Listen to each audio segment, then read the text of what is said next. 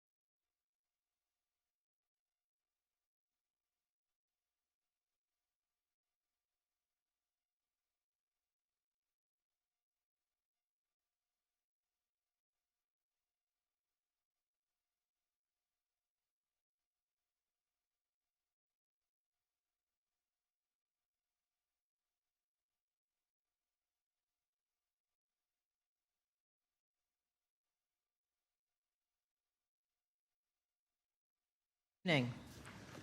I'd like to bring tonight's regular session meeting to order. This is the Dartmouth Select Board meeting for Monday, May 11th, 2026. I invite you all to rise and remain standing for the Pledge of Allegiance. I pledge allegiance to the flag of the United States of America and to the republic for which it stands, one nation, under God, indivisible, with liberty and justice for all.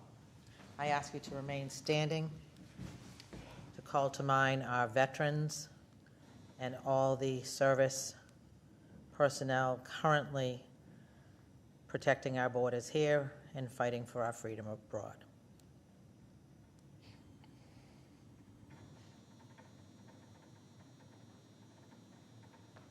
Thank you. I apologize for our tardiness. We had a lot on the agenda for our executive session. So we have, to remind everyone, we are being filmed by DCTV and broadcast live. We're also going to be able to be viewed at another time, so just remind yourself that you are on camera when you speak tonight. All right, our first item of new business is the Municipal Broadband Advisory Committee presentation on Ripple Fiber. You got it. All right, thank you. Absolutely. My name is Kevin Estes. I am the chairperson of the Municipal Broadband Advisory Committee. And you may have recalled from our last presentation to you that we suggested that the town of Dartmouth not invest into its own fiber network in the interest of many other carriers that were interested in providing service. I would like to take the honor of introducing the first carrier that is pulling permits and starting to build service. The name of the carrier is Ripple Fiber, and Steve Mayer is the Director of Government Affairs, and his purpose today is to come and speak to us about who Ripple Fiber is and what progress has been made towards the end of providing high-quality, affordable broadband for the whole town. With no further delay, I will introduce Steve Mayer. Thank you. Thank you, Kevin. Thank you. I'm going to grab an extra book if we have one other member. Could you put this one there, Steve? Thanks. I mean, Sean. Thanks.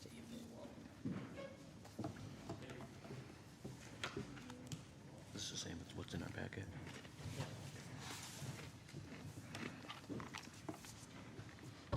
And I'm sorry, I missed your name. Yes, Steve Marr. Director of Government Affairs, Ripple Fiber. So I'm just going to kind of walk through a presentation, give you a little bit of background on the company itself, what we offer, why it will be beneficial, obviously, to the residents of Dartmouth. At any time, obviously, feel free to chime in if you have any questions. Happy to kind of go in and out throughout the presentation. But give you a little background on Ripple Fiber. It's a relatively young company. We've been around since 2021, 2022. Before that, the CEO of the company, Greg Wilson, he also founded this company. He had actually started doing fiber installation, fiber to the home installation in Johannesburg, South Africa. Before that, had built out most of the city over there. Right around after the pandemic, there was obviously a lot of interest in the United States as far as expanding broadband capability, especially of a lot of the issues that arose through the pandemic. So he had started a separate company in 2022 called Ripple Fiber, based out of North Carolina. Started off as just really serving two different states, North and South Carolina. Since that time, we've expanded to more than 10 states, including Massachusetts.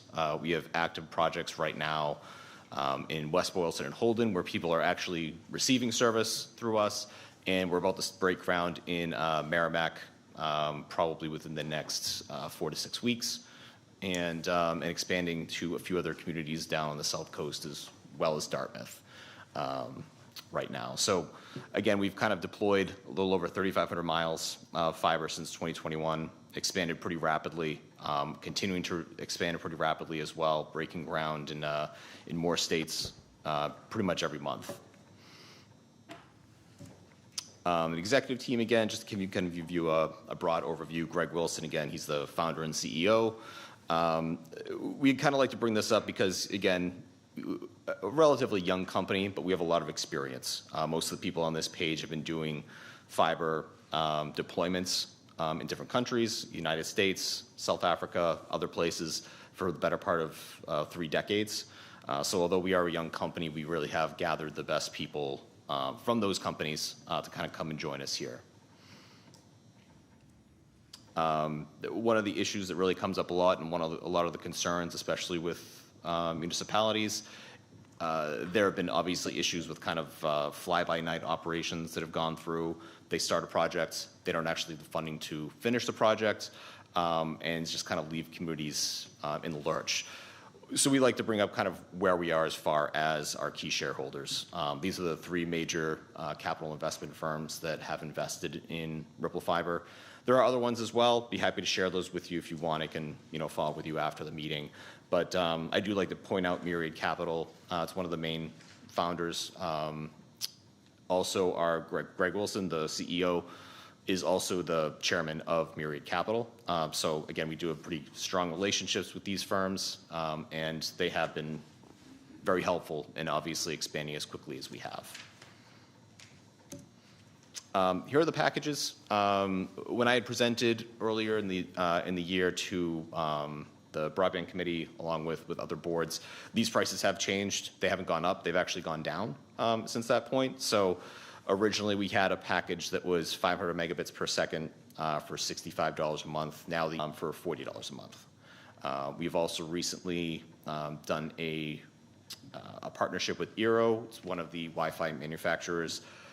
So any of the packages you see here, pretty much from the 1 gig up, will provide an Eero Wi-Fi router that have some services as well that I'd be happy to kind of pass along that information to what benefits the customer will have through that partnership.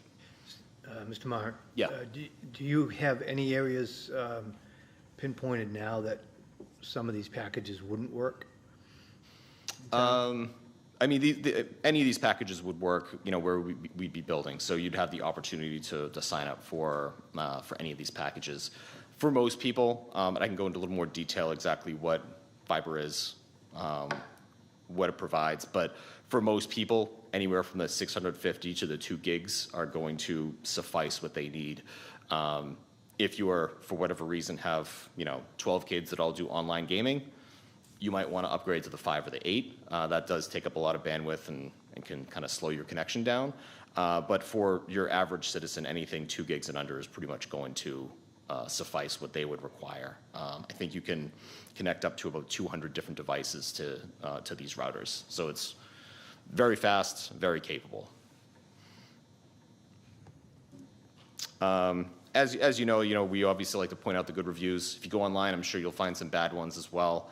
But we do really kind of go above and beyond and really kind of strive for those 5-star reviews. That's kind of what keeps our reputation high, especially here in Massachusetts. We've had very good recommendations to come out from our builds in West Boylston and Holden, and hopefully as well we'll be moving to Merrimack and other areas. The main pieces here, and why you want to choose fiber, there's 3 main pieces, and it's reliability. It has very little downtime.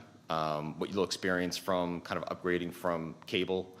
So the way fiber works compared to cable, with fiber, the signals are sent over strands of basically glass, so fiberglass. With cable, it's over copper, so it's a coax cable.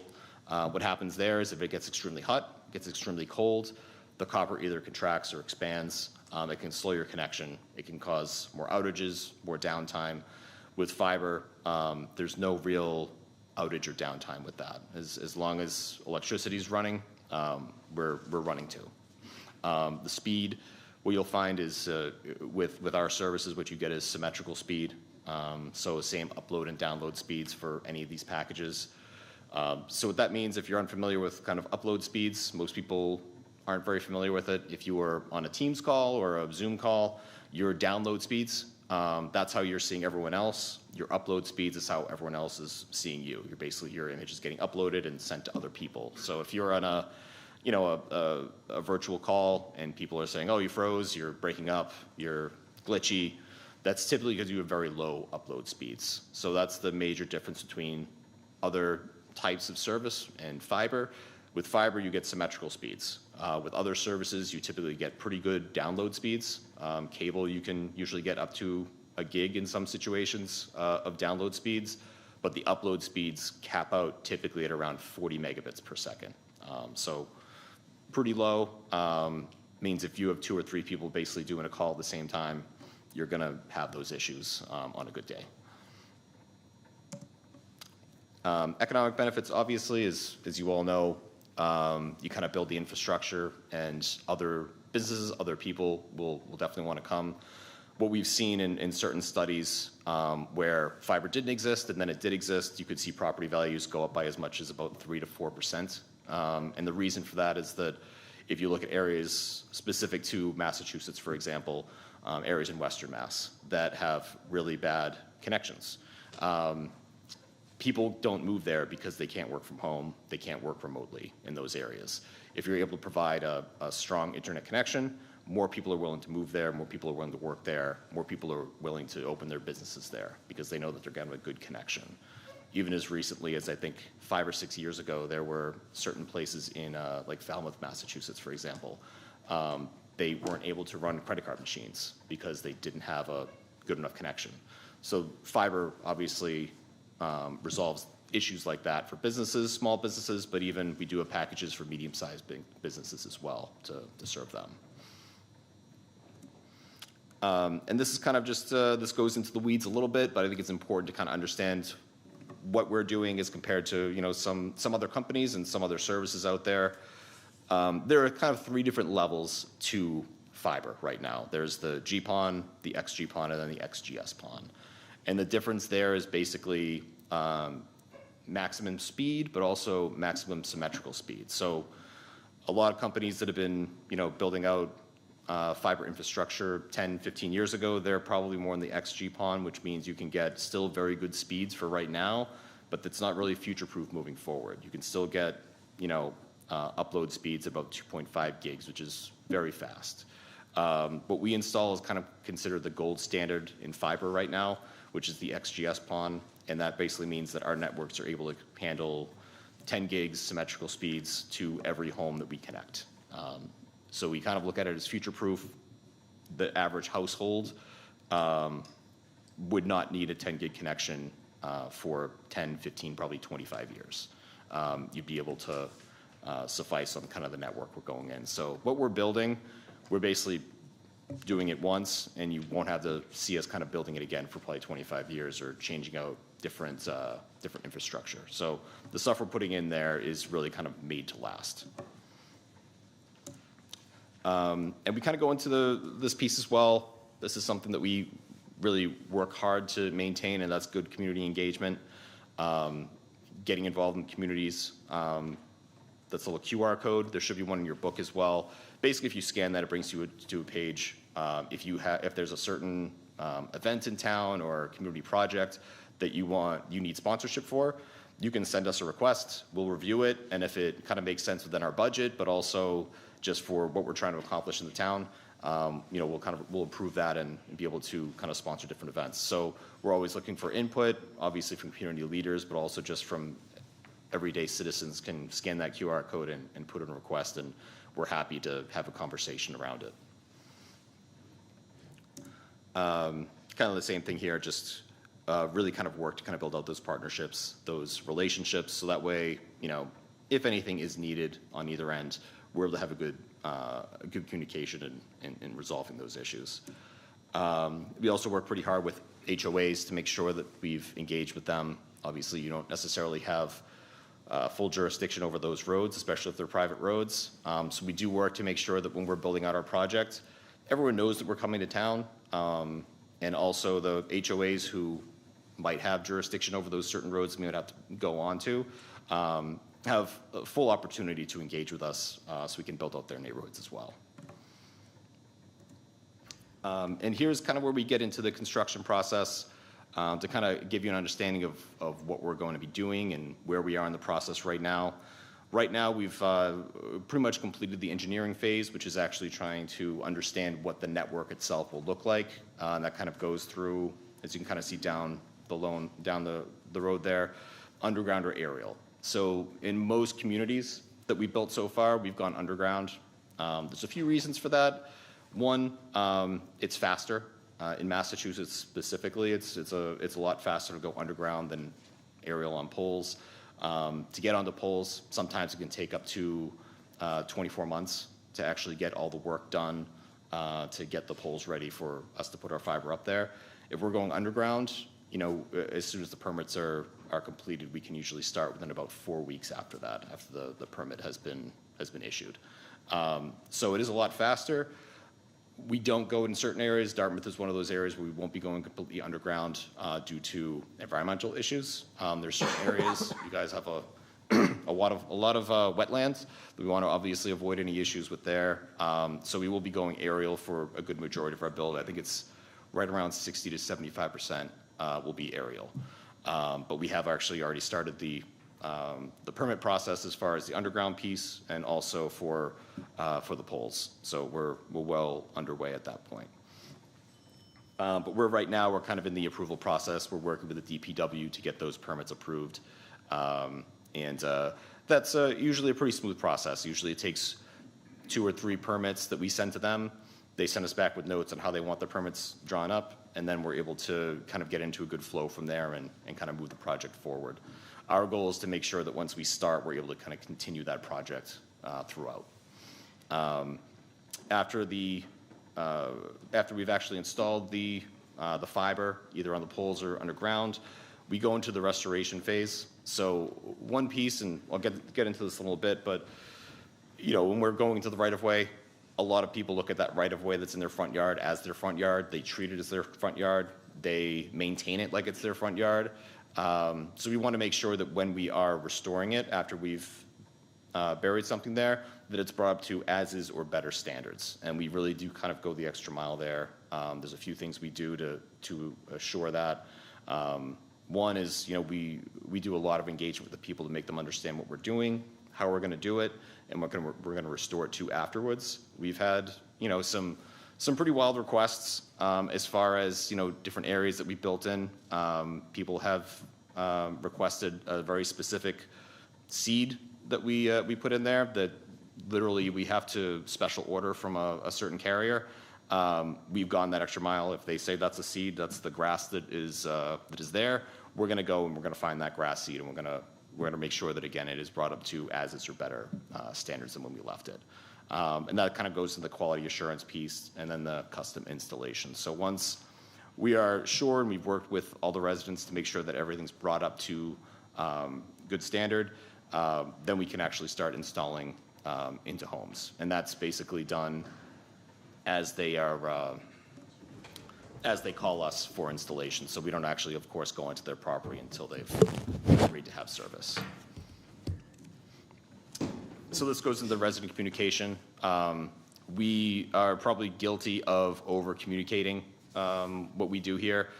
We really want to make sure no one's surprised that we're coming to their neighborhood. So it usually starts with a mailer. We send out letting them know we're going to be there. Then we have people that go around, knock on doors.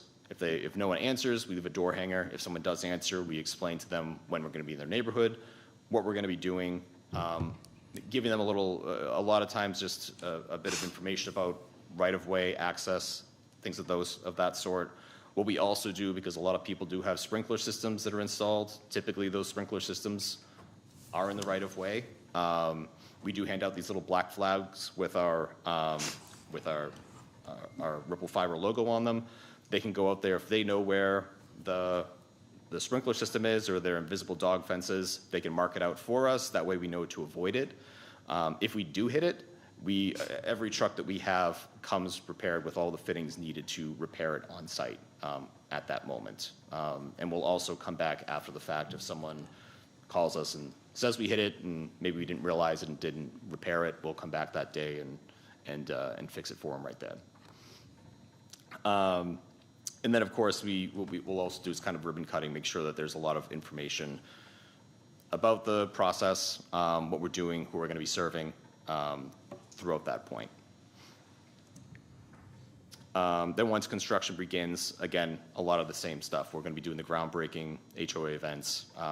Ads, you may have already gotten some on Facebook, Instagram, you name it, pretty much any social media platform. We're kind of pushing out ads to make sure people are aware of our brand, aware of what we're doing, and aware of when we're going to be coming. And then once we actually do go live, what we'll do is actually kind of a community event called a Go Live event. That's when we kind of invite anyone in the community to come out, learn more about the product, sign up for a service if they want it, but mostly it's just kind of a community event to make people aware of that this is now something that they're able to get. And then again, with the restoration team, we really do go above and beyond here. I think we have a really good restoration team that goes out there. We have done everything from, plant new flower beds to plant new grass seeds, go out there and water it, make sure that it's actually growing in, put down loam. The last thing we want to be doing is irritating a future customer before they've even signed up for service. So we want to make sure that their lawn is up to their standards after we've come through and done any construction. And then, of course, there's always the question of, well, what if something goes wrong? What if I'm having an issue? So there's a few different pathways for residents to resolve an issue. One is we do have a local office in Massachusetts. We will likely be opening up another one on the South Coast within the next year or so. Right now our office is in Clinton, Mass. You can go into the office, you can call our office and talk to someone local that can help you and send someone out to resolve the issue for you. We also do have an online ticket system where you can fill out a ticket, someone will call you back, or you can call our headquarters and talk to a live person. So that's kind of what we really pride ourselves in, is that you're not going to be yelling operator into your phone for 15 minutes until you get a live person. You'll be talking to a live person pretty quickly through the service. And then just give you an idea of what the underground network looks like.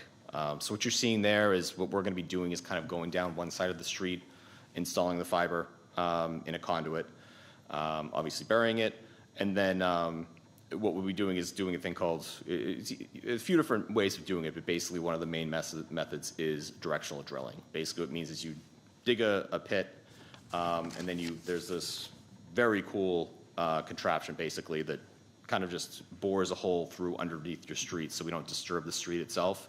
Goes over to the other side of the street where there's a handhold basically that grabs it, and then we can provide service at that point into the homes as they call in for service. So we'll only be going down one side of the street and then across the street to serve specific customers at that point.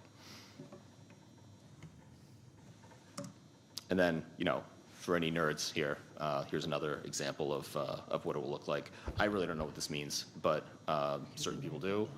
And but basically it's just kind of what our network will look like. And yeah, open to any questions you have. At this point, there's not much more beyond that, just kind of the actual construction process that we kind of go through. How we kind of decide how quickly to move. It's really up to the community for the most part as far as permit cadence. If you want to limit us to certain areas or move it slower during certain times of the year, we work with the DPW to make sure that happens. The downside to that, of course, is that people receive service slower than they would otherwise. Typically, we're able to kind of move as fast as you'll let us move. Doing underground work, we can sometimes go to 2,000, 2,500 feet a day. When we do go up on aerial, we can do even more than that once we actually get the work done on the poles to actually go up there. So those are the two options. We do move pretty quick, but we also move pretty safely. We kind of go through all the specific requirements to make sure that it is done safely, including calling DigSafe for each permit that we kind of submit, to make sure that we understand if there's gas in the ground, water, sewer, where it is, how deep it is, to make sure that we're we're not hitting anything and avoiding hitting anything when we can. Any questions? Mr. Tattelbaum. Hey, thank you. My perception, I hope you could agree with me or not, but my perception, you go into a marketplace, you're dealing basically first and foremost with a monopoly who controls the marketplace. Currently, yeah. Okay. Typically. In general. Okay, so you're dealing with this monopoly and how you do it, and their reaction to your coming in and how that whole interface works. Could you comment on that? Yeah, I mean, we all play nice in the sandbox for sure. I think they understand that, kind of like where Comcast has competition with Verizon in a lot of communities, we're the kind of that second competition for them. There is typically a decent amount of people that are going to switch over from the incumbent service to our service, but some people will split their service as well. We're providing only internet service. So some people are, still very attached to their cable service, so they'll continue getting cable from the cable provider and then get their internet service from us. Mr. Silva. What's your plans in terms of servicing the community? How much of the community will you be servicing under your current plans? So we have kind of a phase one approach right now. So phase one is really hitting the most dense areas, and that we expect to kind of complete within the next 2 to 3 years.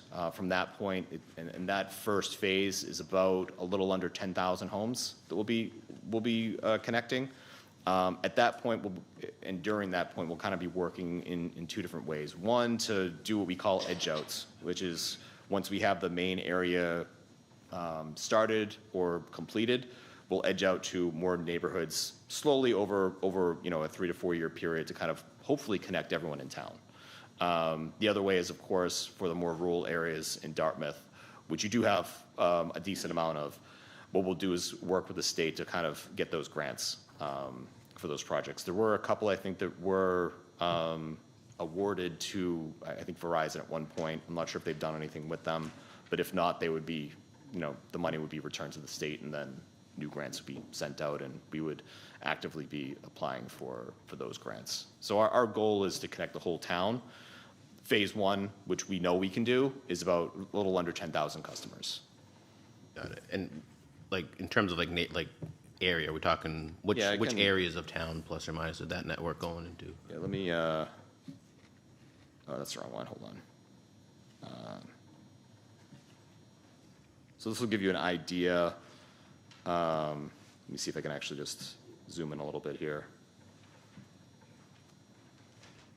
That might be too much for you, I'm not sure, but that'll give you an idea, basically, anything that's, when it settles, anything that's blue or red. So the blue is going to be the aerial that we're doing. The red will be underground. So as you can see, it's a majority aerial, but there will be some areas that are definitely going to be underground. Let me zoom out a little bit so you can kind of get a better idea. So that's going to be our phase one. Then we'd be obviously looking to expand to the more rural areas once we've kind of gotten our footprint down. I have a question, but I'm going to ask Pete to come up and share the mic with you. Just real quick, Can you tell us the process All here? right, yeah, unfortunately, Peter Chase, Director Media, I have to take off to go to the high school chorus concert that starts at 7 o'clock, so, but I just wanted to let you know that the broadband committee kind of, had Steve with us for a while and for about an hour and answered all our questions, and they were very much in support of it. Steve knows the lay of the land a lot. We've talked to him about all the permitting, the no-knock lists, all the different policies that Dartmouth has to watch out for, and so we've been working very closely with him on following all the right procedures. And so, yeah, the process, they're in front of DPW now. I know DPW has given him some notes on a lot of the burial stuff, all the underground. And so I know Paul Dutra is working with, Paul Dutra and Tim Barber are working with them on that process. So I think they're looking to do most of the underground work because, as he said, the poles is a whole process that could take up to 2 years to get approval and get them fixed if they need to be fixed. So there might be a lot of pole replacements coming your way over the next year and a half, 2 years because of this project. But they're, it seems like it's a great company right now. They've been very much in tune with the committee and answered all their questions, and the committee seems very strong about, that it's a good company and a good process. As you can see, it's not the majority of the town, the far north, the far south is, but I think we kind of know that, there is a cost per mile when they're running this, so it's just an economic thing. If you run down a mile of road and you only pass 2 houses, it's not feasible for them. So he is right that Verizon did get a grant to do some underserviced areas in Dartmouth. We don't know what that means. We have not heard from Verizon. No one has heard from Verizon on what their project is, but I know it was part of a larger grant. I think they got $30 or $40 million for this whole area, so I'm not sure how much was really allocated towards Dartmouth for underserved areas, but that's. So this is the broadband provider that the broadband committee supports Right now, yeah. This is we had one other company reach out to us.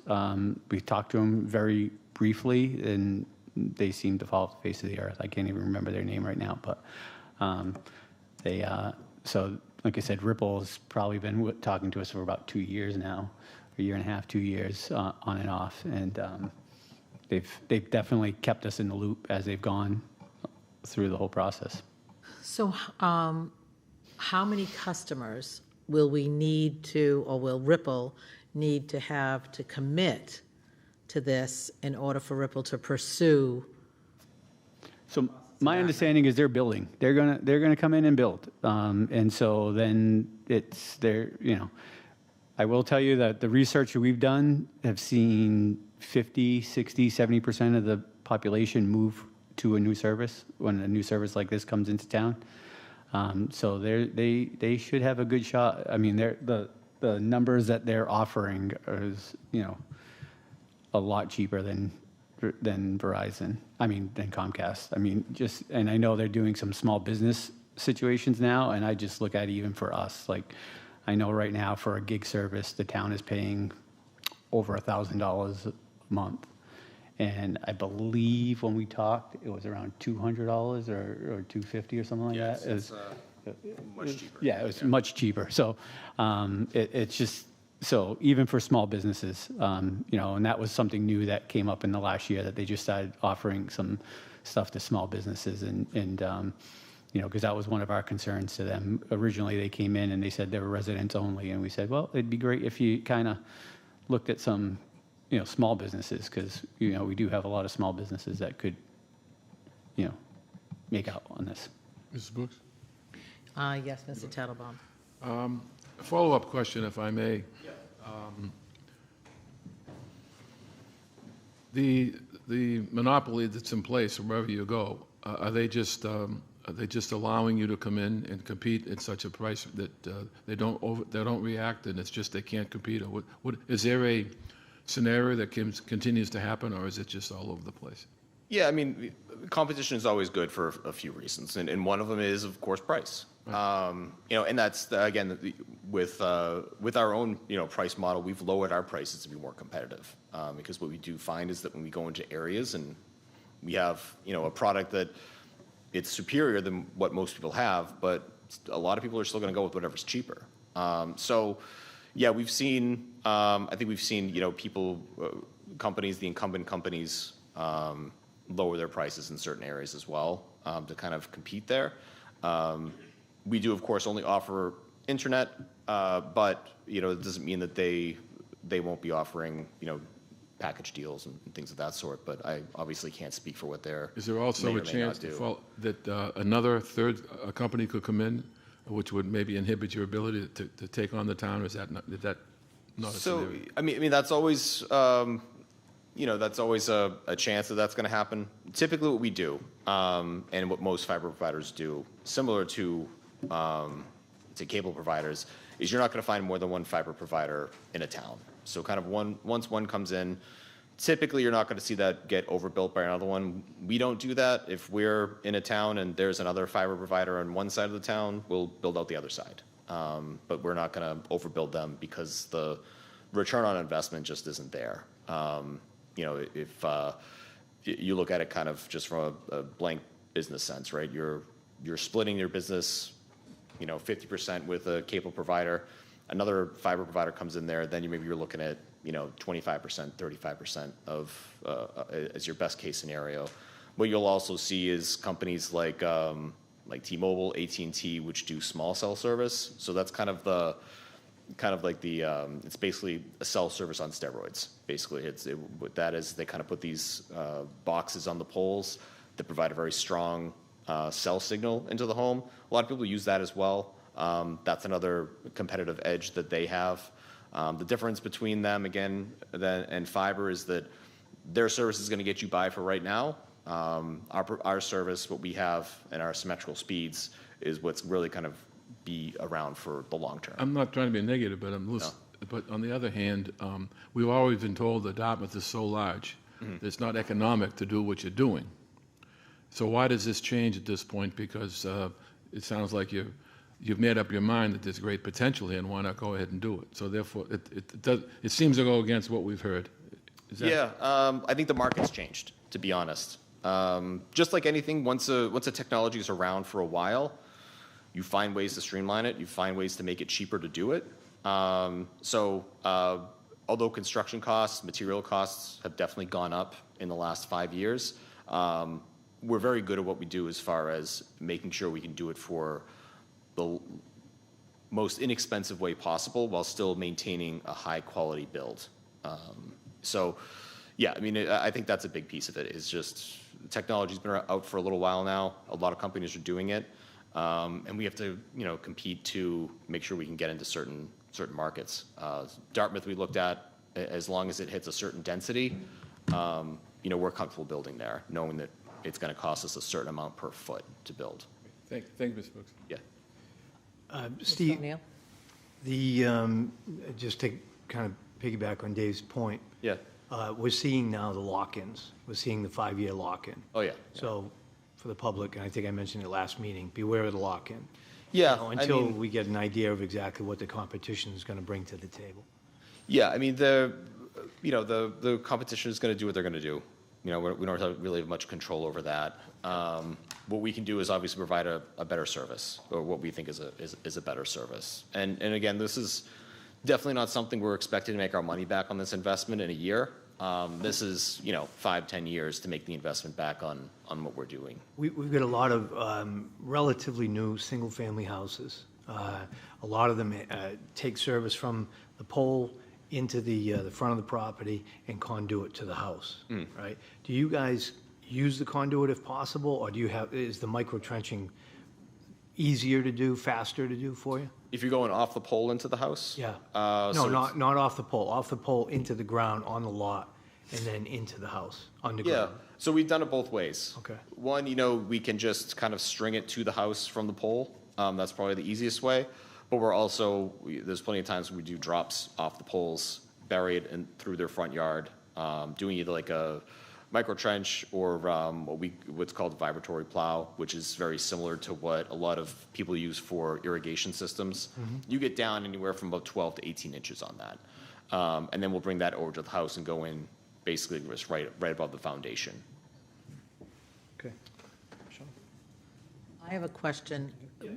During the pandemic, we had a very difficult time having good quality internet to some of those outreaches in Dartmouth. And we invested in hotspots to make sure that the school students could still participate. Are you talking about servicing all of Dartmouth? I mean, we've zoned in and can see your purple and red, but Yeah. what about the way north and way south? I mean, I So- understand when you talk about density, Yeah. will the density of that pocket that you show with a lot of purple and red help to pay for those outstretches? That's the goal, of course. And I obviously want to be careful with this because our goal is to build out all of Dartmouth. Okay. That's going to be complicated. It's going to be a challenge for sure. We know we can build this, similar to, you know, what Peter was saying earlier. If we're seeing really high take rates, that's a great sign, and that changes the math on it. So, in certain communities, we see take rates at 10 to 15% over the course of a year or two of being in service. It goes up from there over time. In other areas, we're seeing 30, 40%, which is great. And if we're seeing in Dartmouth 65, 70% take rates of our service, that means that we can spend more per passing, or per house, basically. So how much money we're willing to allocate per house, because we know that there's going to be a larger return on investment there. So that is a piece of it. The other piece is just from a mathematics standpoint and kind of how we do our builds. There's a certain amount of upfront cost that goes into the main build, from building out certain infrastructure and things of that sort. That's all kind of factored into what this cost is going to be. Once we have all that infrastructure in place, it gets cheaper for us to kind of build out from there and continue building out from there. So there's a good possibility we will be able to do the entire town, but it's definitely going to be something that's challenging, and something we probably would require some sort of public investment, whether that's through the town or through state grants or federal grants even. We do have someone on staff that does apply for grants pretty regularly, and that does, again, kind of changes the math on what we're feasibly able to do. If there's all of a sudden, even $50,000, $60,000, $100,000 that's being granted to us to do it, it makes it a lot easier for us to connect those customers. Mr. McDonald, last call. I guess anytime competition comes in, it's good. Let me ask this question. I noticed that you had several points as gigs per, and then you 1 to 8 gig. Do you guys do any type of data choking when there's demand, like some of the cell companies do, where everybody seems to be on their phone or their data, and then all of a sudden they dial down the service so that basically the data you're using is choked? Yeah. Because there's a lot. No, we've to my knowledge, and I can confirm this, but we've never had any issues with data choking, or have done anything with it, or involved in it in any way. Yeah.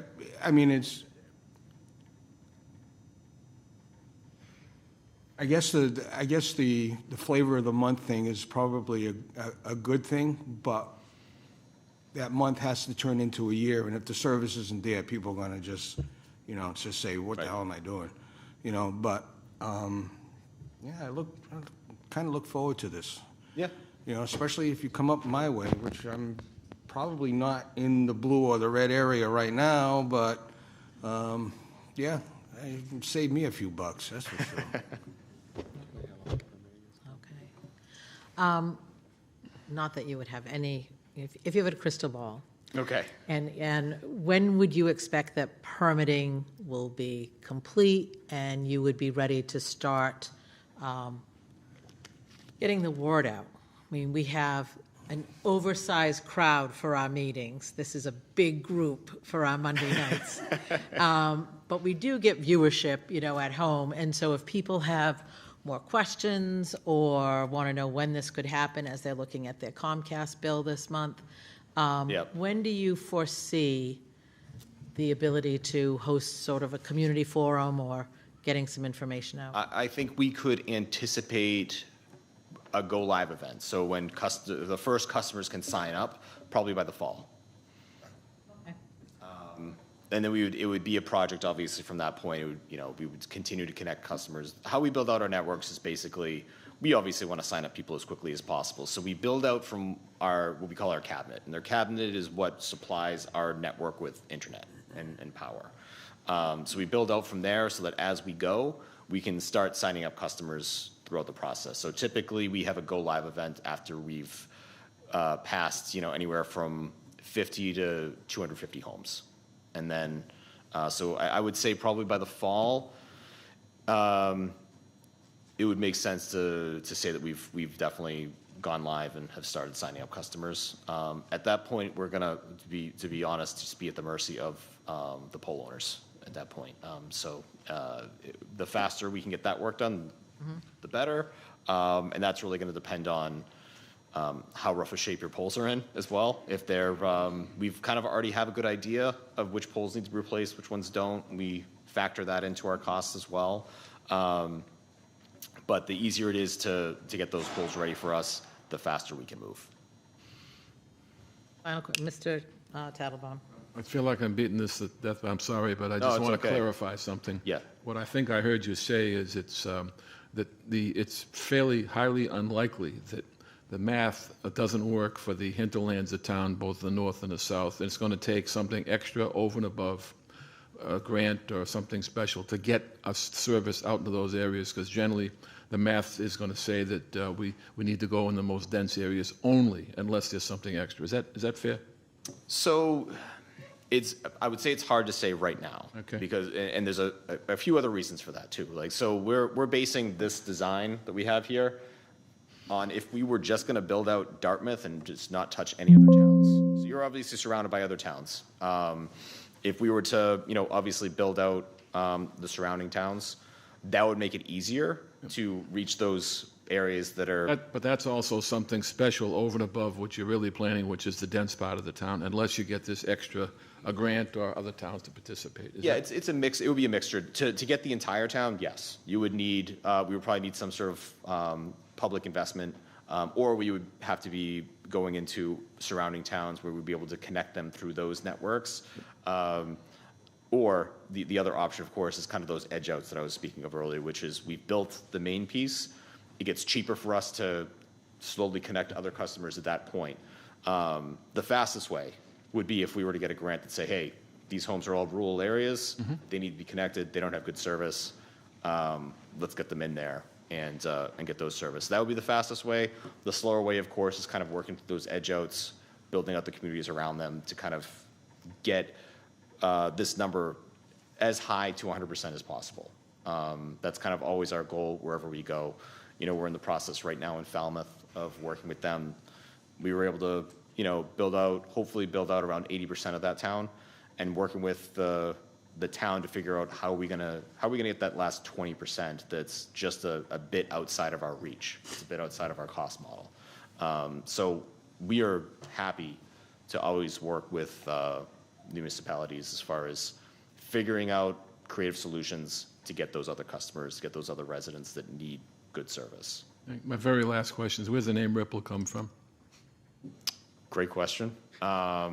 It's I'm sure it was tested by someone at some point, but the basic idea is, it's The ripple effect. every wave starts with a ripple. Yes, exactly. And we're here to make waves. So. I was hoping it was from my favorite Grateful Dead song, Ripple, but I guess that wouldn't be the case. If it works for you, I'd say tell people that. Yeah. Thank you very much. Thank you very much. This was great information. Yeah, and if you do have any questions, my email address is in the back. Feel free to reach out. I can also connect you with our marketing team if there's any events. We're going to be coming up. hounding Peter first. We'll ask him and he'll get in touch with you. All right, thanks so much. So much. Great presentation. All right. Next on our agenda, we have a police officer conditional offer of employment. So I'll have the chief come on up. Evening, Brian Levesque, Chief of Police. So I'm here before you tonight to request that a conditional offer of employment be issued, which would allow us to continue through our hiring process for a police officer candidate. We currently have 8 vacant positions for police officer, and at the end of the month, Detective Sean McGuire will be retiring, bringing that total to 9. We're signed on with the newer civil service hybrid hiring process. This candidate will be the first one I brought before the board that's utilizing the process that basically starts outside of civil service, and then once hired, the officer would become a civil service employee. Over a 5-year time frame, we're supposed to hire no more than 50% of our new hires outside this system. Tonight, I'm going to present Brendan Powicki. See him over here. I met with Brendan along with our hiring committee, which is made up of our field training officers and supervisors. We're all very impressed. Brendan is currently employed as a full-time police officer with the Lynn Police Department. since January of 2020. He's also employed with the Linfield Police Academy as a physical training instructor. He holds a master's degree from UMass Lowell in criminal justice, leadership, and policy development. He has an experience as an EMT, patrol officer, a field training officer, and also a background investigator. During his time in Lynn PD, he's been awarded with the Life Sustaining Commendation as well as the Officer of the Month Award. Brendan prides himself on his community involvement, has been involved with supporting the Mass Special Olympics, as well as the Lynn Police Relief Association, serving as vice president. So with that summary of the situation and the candidate, I am requesting that he be issued a conditional offer of employment to allow us to continue with physical, psychological screening, and hopefully move forward with an offer. Thank you. So this is one of those lateral transfers that we had talked about? Yeah, This is it's the like, it's first- kind of like a lateral without being a lateral, essentially. We're basically hiring him as a new hire outside of the system, like I said, and then once he gets hired, he would be in the back in the civil service system. But yes, he is currently employed as a full-time police officer with Lynn, and he will be relocating to the area. It's kind of a long commute. It's a bit of a drive. A little bit, yes. Is he sitting with family? Who are longtime Dartmouth residents? No, just one. Peg is. Peg. I'm his father-in-law. We live in Acushnet, Mass. We won't hold that against you. Fair enough. Former Dartmouth resident. Oh, all right, all right. Any questions or motions from the Just board? a quick, I mean, it's very easy in today's technology to find out anything about any type of person, and when you put in Brendan's name, what you just stated comes up, master's degree, officer of the month in Lynn and whatnot. But what also showed up is that he was a pretty damn good baseball player for Stonehill.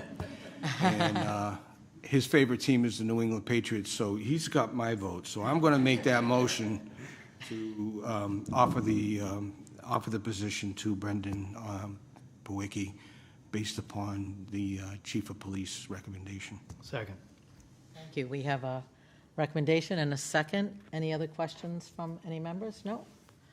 We have all of our members here, so we can take just a verbal vote. All in favor? Aye. Aye. Anyone against? No. Thank you. Brendan, come on up. Thank you.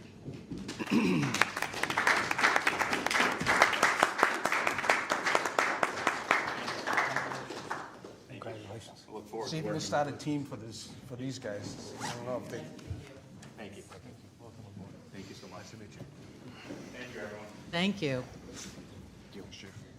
Chief, when can we expect, how long will this process take? Because I know he doesn't have to go to the academy. So how long before Which we is a can big get him in time our savings. uniform? Yeah, so at this point, it's about scheduling appointments with doctor's visits and so forth. That's kind of what the holdup is. And he also does need to redo the state physical ability test as well. So most of it comes down to just scheduling and availability. We're hoping to wrap it up within about a month or so, is kind of our goal. Excellent. So, Thank you and congratulations to both of you, all of you. All right, our next item. We have the appointment of a zoning board of appeals alternate member. Is Sean Rodricks here? Thank you. Good evening. Sean, welcome. I know that you have an opportunity to meet with Members of the board. members of the zoning board of appeals. It's been a very busy group these past few months, especially looking at 40B housing. So Sean, why don't you tell us a little bit about yourself and why this is of interest to you? My name is Sean Rodricks. I have been a Dartmouth resident for about 10 years now and am currently a town meeting member. I am interested in serving on the zoning board because I care about the future of the community and want to contribute to fair, balanced decisions that follow the zoning bylaws. I'm prepared to put in the time, listen carefully, and serve professionally and responsibly. I bring 27 years of construction experience. I am a licensed master plumber, master pipe fitter, refrigeration, oil burner tech. Also have experience in water quality. I believe this background would allow me to contribute effectively to the board's work board's work, and I thank you for considering me for the zoning board. Thank you. Board, any questions? No, I like the name. Spelled a little differently. It's okay, it's still. It's okay, it's still Sean? All sounds the same. It's a great name. We're not going to ask him That's which professional football team he supports. No, okay. Definitely a Patriots. There you go. Yeah, all set. Make a Motion to approve. All right. A second? You're a Jets Mr. fan, you're in Tattlebaum, trouble. thank you. Any other questions? No? All in favor? Aye. Aye. Any opposed? Good luck. It's a great board. They're very busy, and it's nice they have the 3 members that sit and then the 2 alternates, hoping for a 3rd alternate. And so it's great to have all those eyes on what's going on. So thank you and welcome aboard. Thank you. Think Good luck. you will. Thank you. He'll need to meet. letter. We'll get a letter out to you. And then you'll, Receives the letter and we get the paperwork, he can come in. Sarah's here. This is Sarah Haskell-Aruda. She's the town clerk, so she will swear you in. And Get your letter. Okay. Thank you. Have a good night. speaking of Sarah Haskell-Aruda, you're going to talk to us a little bit about polling. You've got item Yes, D elections. here. What else do I Elections. talk about So besides the elections? first thing up for business is the approval to relocate Precinct 9 polling location Yes, from the Council on Aging to the DYSA Fieldhouse, which is on Russell's Mills Road. correct. And is within Precinct 9. Precinct 9. Yeah, so what happened is in 2020, it was relocated from Precinct 9 to the Council on Aging, and we're looking to move it, after getting some feedback, we'd like to move it back into Precinct 9 rather than it being in Precinct 6. The Council on Aging has been an excellent partner and will remain the polling location for Precinct 6. Excellent. Do we need to approve this? Yes. All right. A question? Oh, Mr. Tattlebaum, a Is it- question. It's never been there before. It has never been there before. An issue, I know the schedule, an issue with Election Day and traffic and parking and all that, or is that not an issue? There is not. So they have their own parking lot, and then that entrance where the school is, they're not going to get involved with any of the school traffic because there's its own lane and driveway. And then And there'll be no games and practices during. so I elections? talked with them about that. The only time there ever may be a conflict is in September, but in March, they're not using those fields. In April, they start later for the spring, and in November, there are no games. So they are also willing to cancel practice for the one particular day if it's an issue. We look to move for September 1st. They are not in session yet September 1st, so it wouldn't be an issue. In addition, the president and the board were kind enough that we would be able to designate 6 to 8 spots just for voters, and that's more than you have at most polling locations designated. Thank you. All right. May I have a to motion? approve. Motion made by Mr. McDonald, seconded by Second. Mr. O'Neill. All in favor? Aye. Anyone opposed? No. Great, Looks like we so- got a new spot, and so that spot will take effect for September. That will be in September, and that will be for our state primary. We will notify every household with a registered voter in Precinct 9 with a postcard. There will be public postings on the Secretary of the Commonwealth's website, our town website, social media, town hall signage. We will also have signage at the old location at the Council on Aging, and it's great that it's still a polling location, so they would be able to direct the person to the new location. They'll be, prepared to guide them there. So it seems like it will be seamless, and they've already been a really good partner, DYSA has. So we're really excited about the move. Thank you. And now, moving to our next item, which is also you, tell us a little bit about Precinct 3 polling location update. And Precinct 3 polling location is on UMass Dartmouth campus. It is. The polling location is there. It includes all of the voters from UMass Dartmouth and some of the surrounding areas. We had reviewed and conducted some research regarding that polling location and the historical turnout. So from 2017 to 2021, when it was at the Dartmouth Bible Church, which is the prior location, there were a total over the 5 years 4 voters. And then we looked at, since it's moved to UMass Dartmouth in 2022, and we looked at the 5 years that it's been there, and we had a total of 192 voters. So not an amazing turnout, but a significant increase for the move. So it's dramatically improved after the relocation. We did have a new spot on campus. I do think it's a really nice spot. It's a more long-term solution. It is accessible, ADA compliant, and there's ample parking there.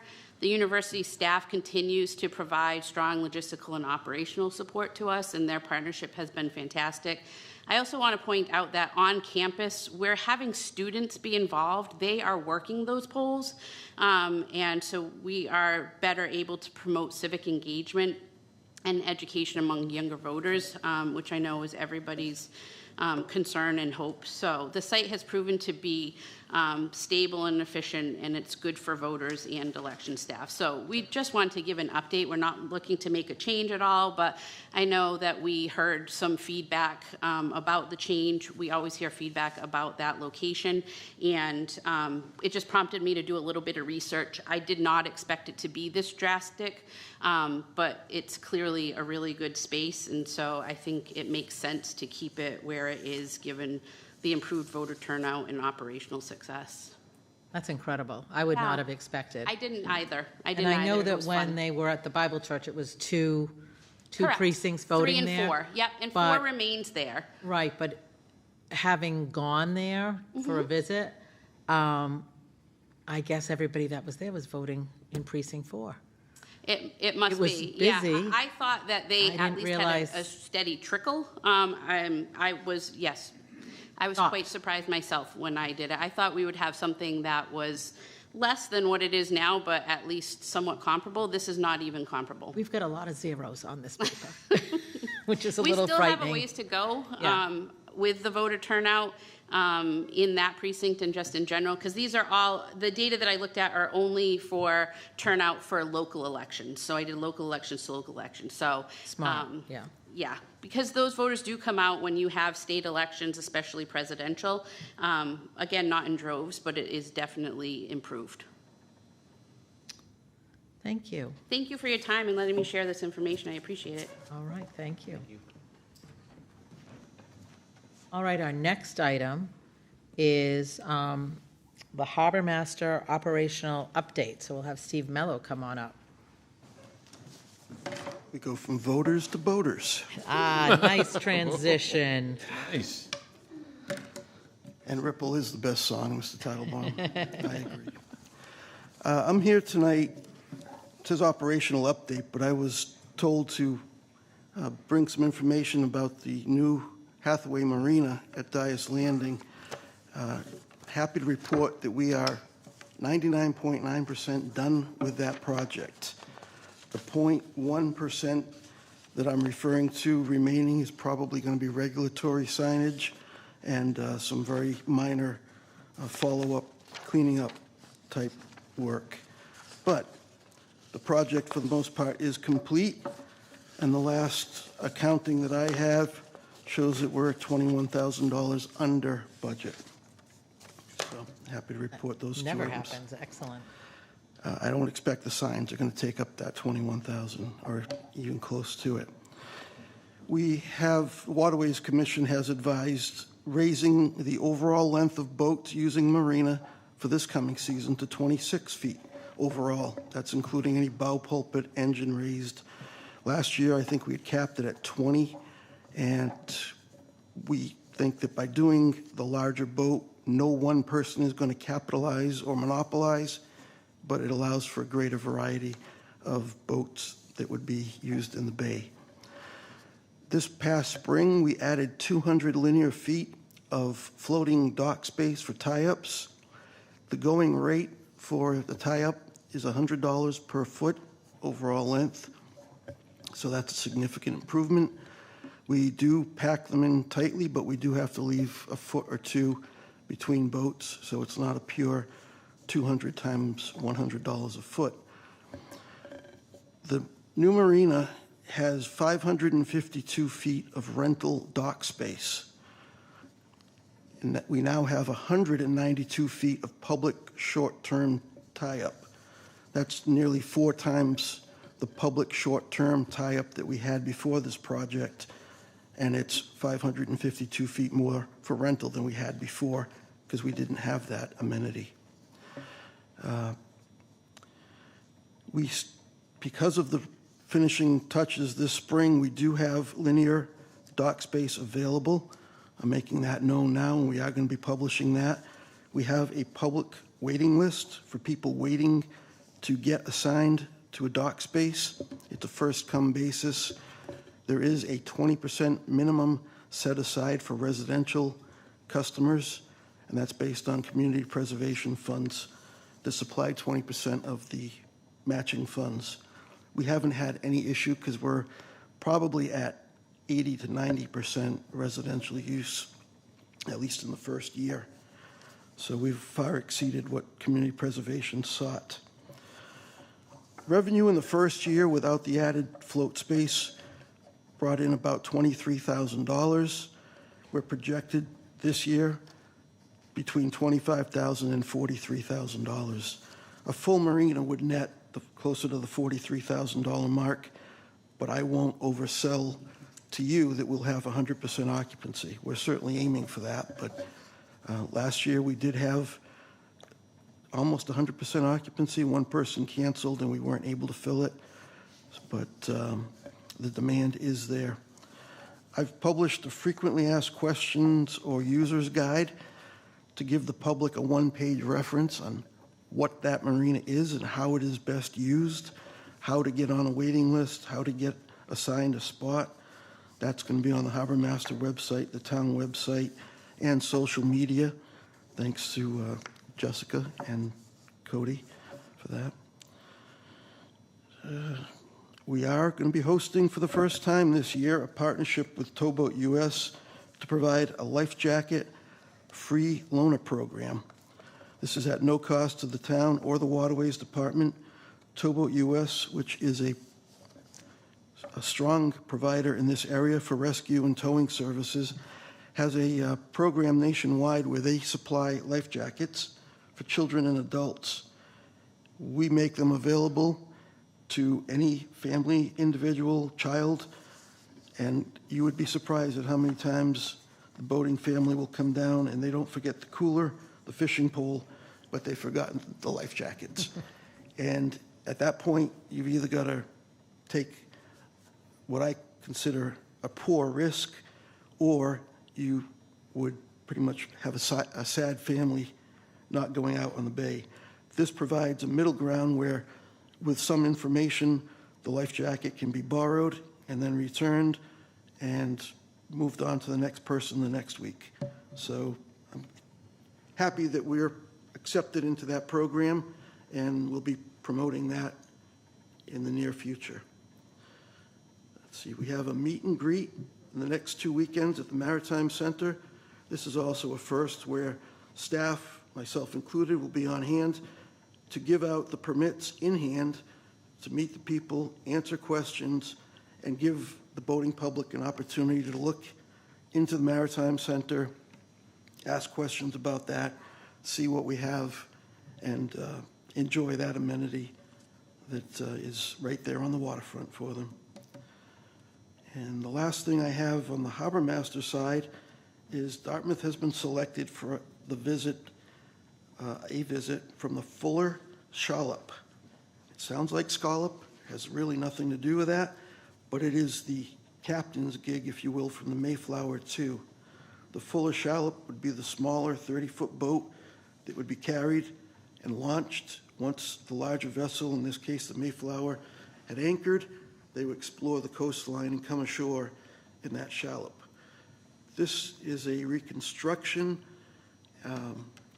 It is celebrating Revolution 250.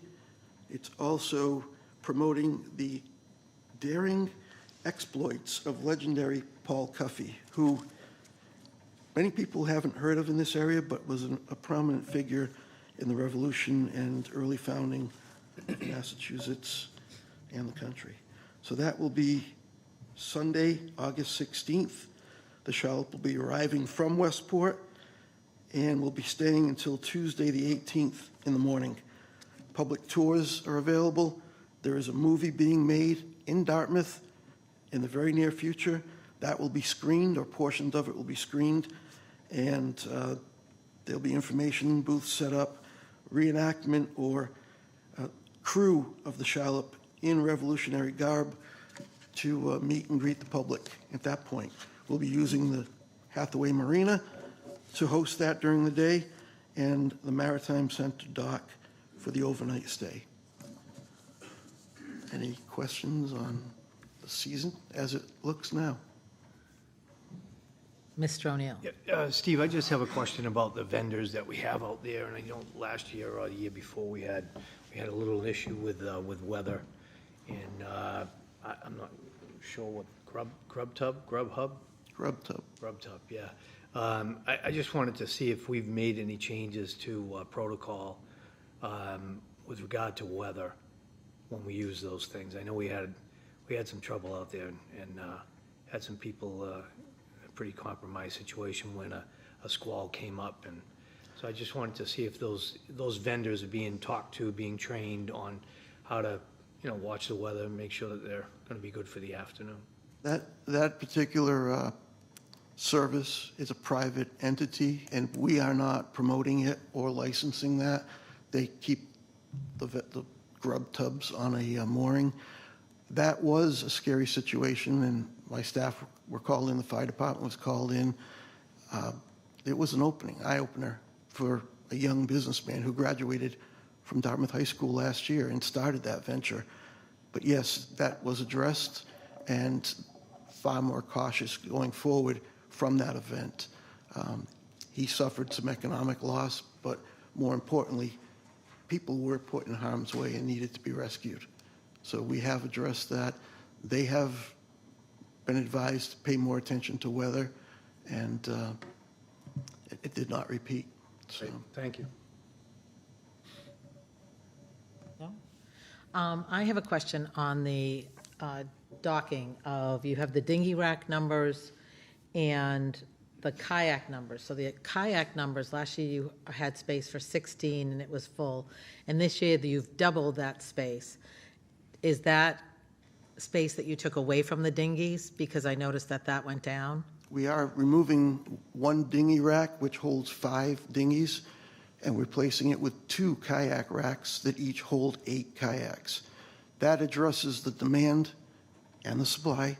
We have more people who want to use the kayak, and so we're meeting that.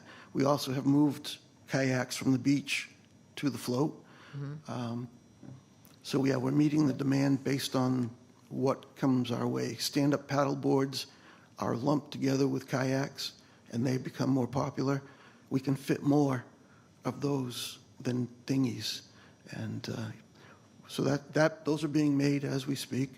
We will replace all of the dinghy racks in the coming season, and like I said, if we are successful with taking out one and replacing with 2, we can move that down the line and continue to take out one dinghy rack and put 2 kayak in its place. Oh, Mr. Tattlebaum? I know we're looking, in fact, tomorrow night, we're looking into long-term planning, but in the short term, with all this activity, do you foresee parking issues? I know that I was, a strong proponent for the marina, and I touted the ability of people to leave their car home and walk or ride. We saw last summer no problems parking, and I believe the park director would support that. We're maybe turning the page in terms of a car and a trailer and a dinghy to just a car. We don't need the trailer, we don't need the dinghy, it's already down there. A car with a kayak on the roof can turn into a bicycle, and we do see that, and the bike is left there, and the kayak is taken out and enjoyed. I can't say that, we've beaten the parking problem, but there was no issue last summer. What we're dealing with tomorrow night is a joint effort between Parks, Recreation, and Waterways to see if we can make the best use of that peninsula, and that includes parking. So Short term's yeah, short-term, it really did work last summer, and we're hoping for the same. Thank you. Thank you. My other question, Steve, is on the floating dinghy dock. Is there a regulation of how long those dinghies are and those that have keep their motor on the back? I know as a boater, trying to pull up to offload individuals or tie up for... There is a length requirement, a 12-foot maximum with the outboard, and the rule, which we have to post, that'd be part of the signage, is to pull everything onto the dock so the outboard doesn't stay over the end. We purposely do not have cleats on the east end of that float because they interfere with pulling dinghies up, and it would encourage tie-up. If you're tied up there, the person whose dinghy you're blocking is inconvenienced. By adding the 192 feet of public tie-up on the south side of the pier, with a prevalent southwest wind, it actually makes it easier for you to pull in there, tie up to one of the many cleats, and not interfere with those dinghies.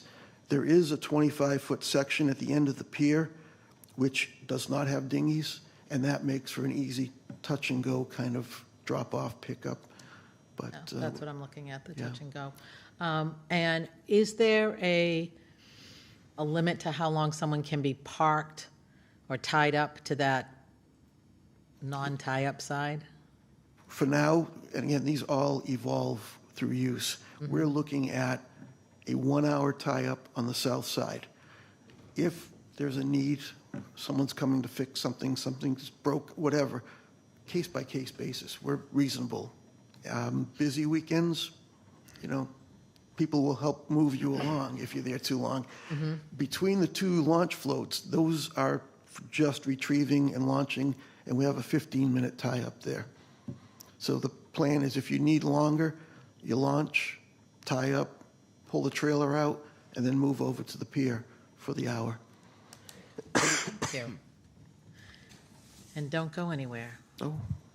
Anyone else for questions along that? Nope. We're going to move to our next, which is an update to Dartmouth shell fishing regulations.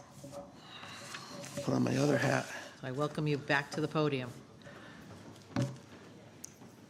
I have requested a change in the town regulations for shell fishing for a few reasons, but let me just give a background. These regulations were updated between 2013 and 2016 with a former town administrator without benefit of a shellfish advisory group or anything of that nature. And they've worked. They served the purpose. They were an improvement over what we had. But as with anything, times have changed, conditions have changed. One of the main things that I'd like to address is the closures for cohogging and oystering.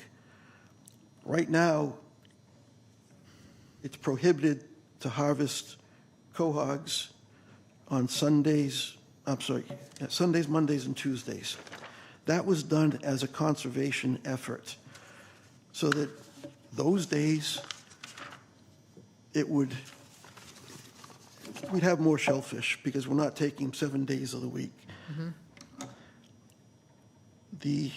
Also with oysters, there was no taking of oysters between April 1st and October 31st.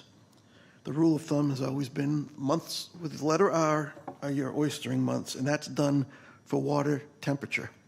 Vibrio is a disease that is prevalent in oysters, and warmer weather brings the concerns for Vibrio. So you avoid oysters on the recreational level during the warmer months. I'm proposing that we fine-tune the regulations to allow the taking of cohogs on Tuesdays, prohibiting just Sundays and Mondays. That we allow the taking of oysters on on Tuesdays and the rest of the week. So basically, the 2 days of closure would be Sunday and Monday for both cohog and oyster. Tuesdays would open up for harvesting. I'm suggesting that allowing oystering in the month of May, ending in the month of May 1st, would be the winter months, So April would be a viable month for taking of oysters. I did a comparison of other towns. I've checked with marine fisheries. We would be in good standing if we allowed the month of April. Marion has September 1st through April 30th. Those are all the months with the letter R.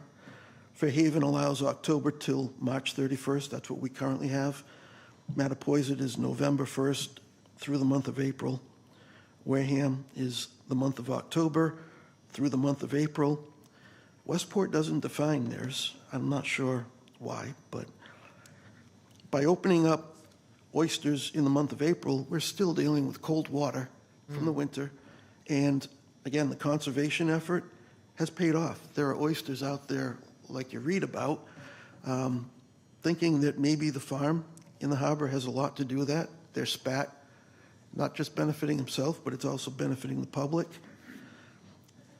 And the big thing in all of this is that conservation has been unfortunately helped by the CSO, combined sewer overflow issue from New Bedford. We're seeing more closures, more days of closed because of water quality than they're open. So the stock is multiplying. It's not able to be harvested. This past week, last week, we got the notice that we could open. Came in on a Tuesday. We opened on Wednesday, and it rained. So nobody could harvest on Tuesday because it's a closed day. The water quality was good. Wednesday, it was an open day, and it rained. So we were shut down, and that's a problem. People are really getting frustrated, and I can understand it. We can't do anything about the CSO, but this is a way to mitigate the impact on at least the recreational and commercial harvesters. We don't have many of them left. So that is my ask.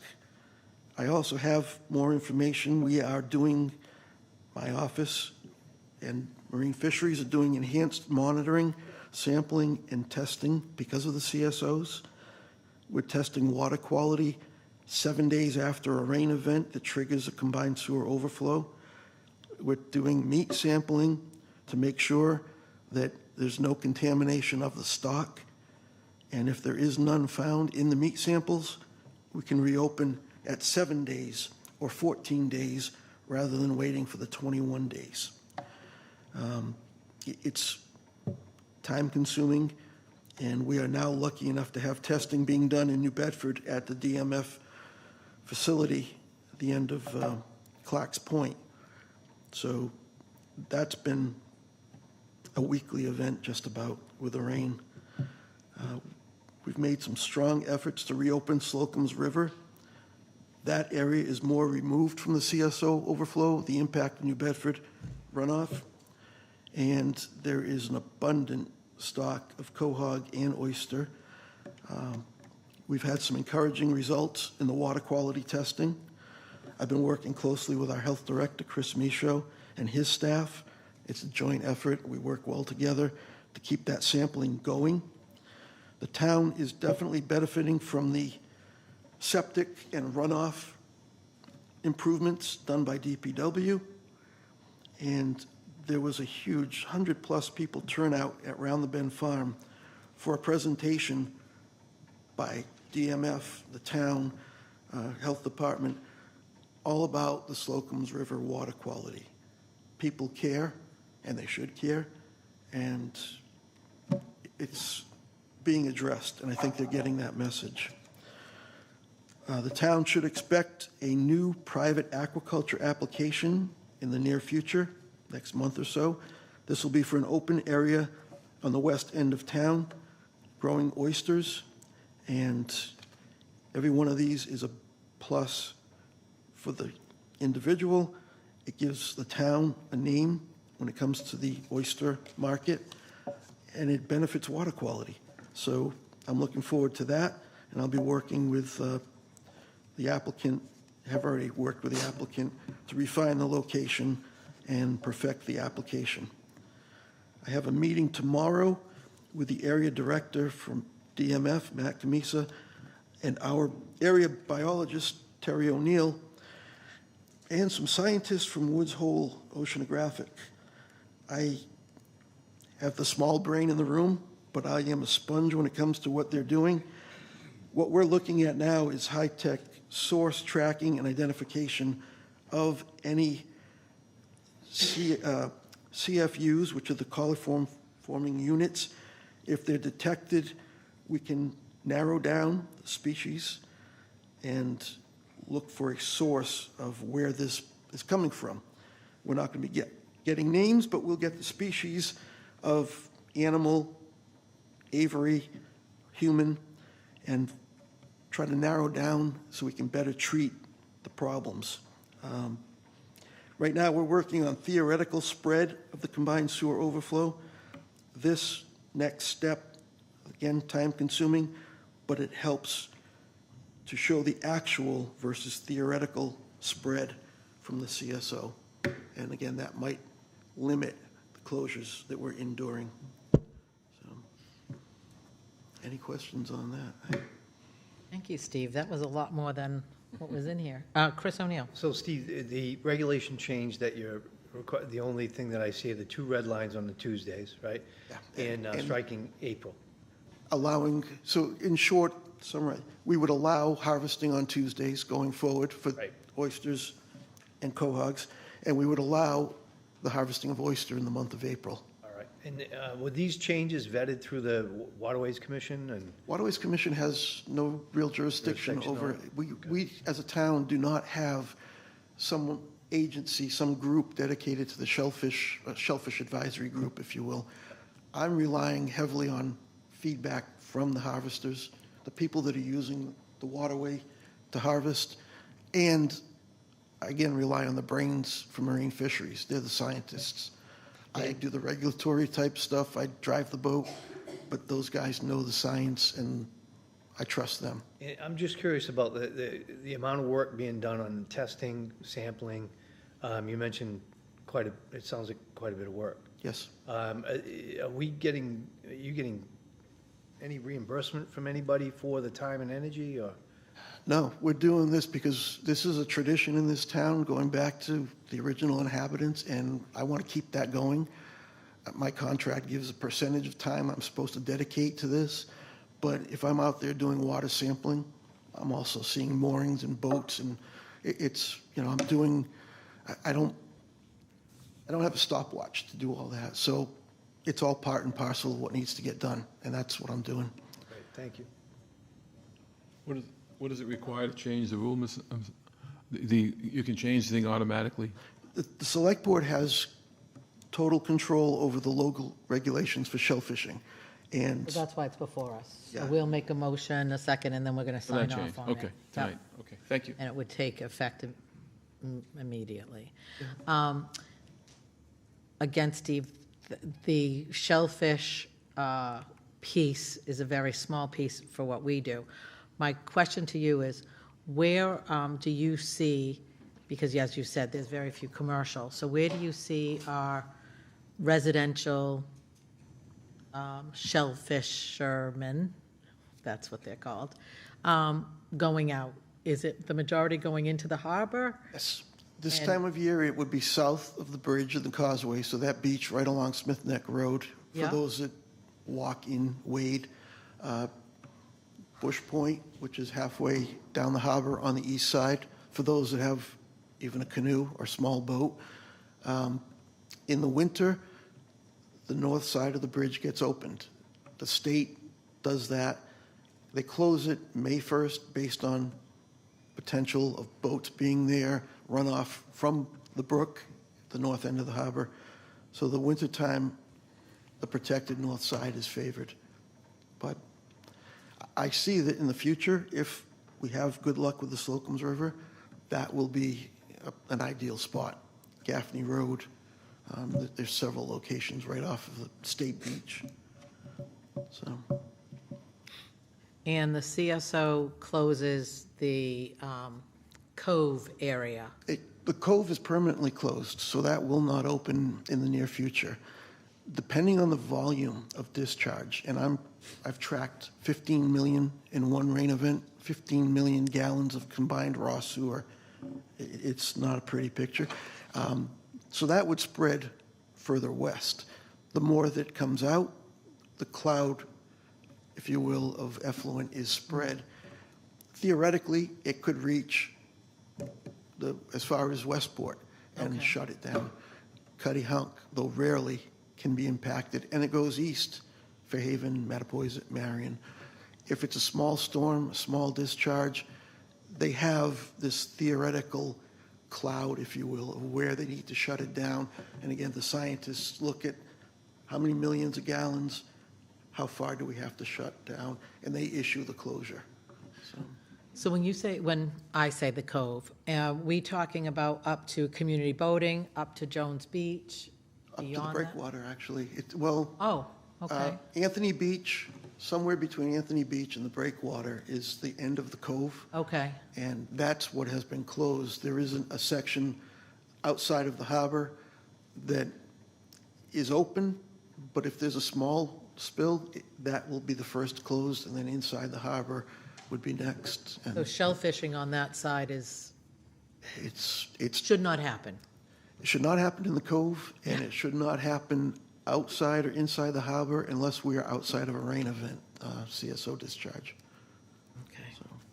And I will say, and I'm not discrediting the theoretical, but we have seen very little evidence of contamination even after a major discharge. And by law, the first sample we can take is 7 days after the event. And if that fails, then we go to 14 days after the event. And again, by law, 21 days after the event, it reopens. If there hasn't been another intermediate event, which happens, a reset, they call it, and that's been happening too often. Welcome to summer in Dartmouth. Yeah. All right, board's pleasure.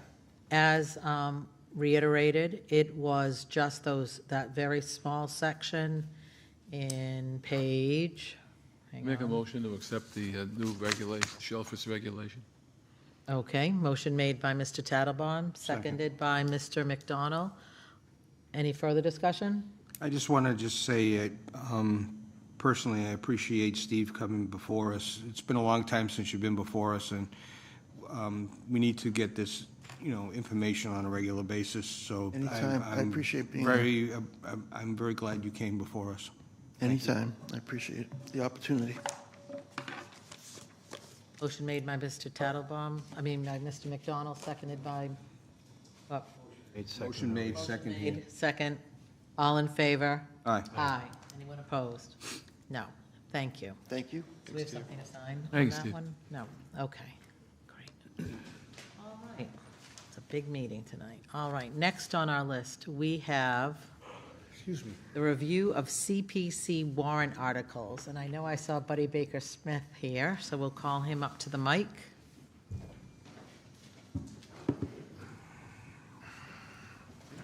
It's the buddy hour. Thank you. Something I said. Yeah, we have a pretty large agenda to bring forward to town meeting in June. We have 5 projects, and then we have a couple of housekeeping warrant articles. It's probably one of the biggest in terms of total kind of commitment of funds. That I think is probably the largest that's been brought forward for the CPA funds in Dartmouth. And with that, if I could take a moment, I wanted to provide a little bit of context, because I think it's important question just to understand sort of how, can we afford, can the fund afford the commitments that are going to be brought to town meeting, which are total about $3.6 million. So there's 2 things I wanted to share with you that I shared with Finance Committee. One is we're always projecting out in terms of from the CPC committee is always kind of looking at what our revenue looks like and projecting that out. What do we expect from the state match? Those sorts of things. And so I keep track of that, and I wanted to just share kind of where our projections have been over the years. Don't know if I made enough copies, but they're awfully pretty. Welcome back, Nathan.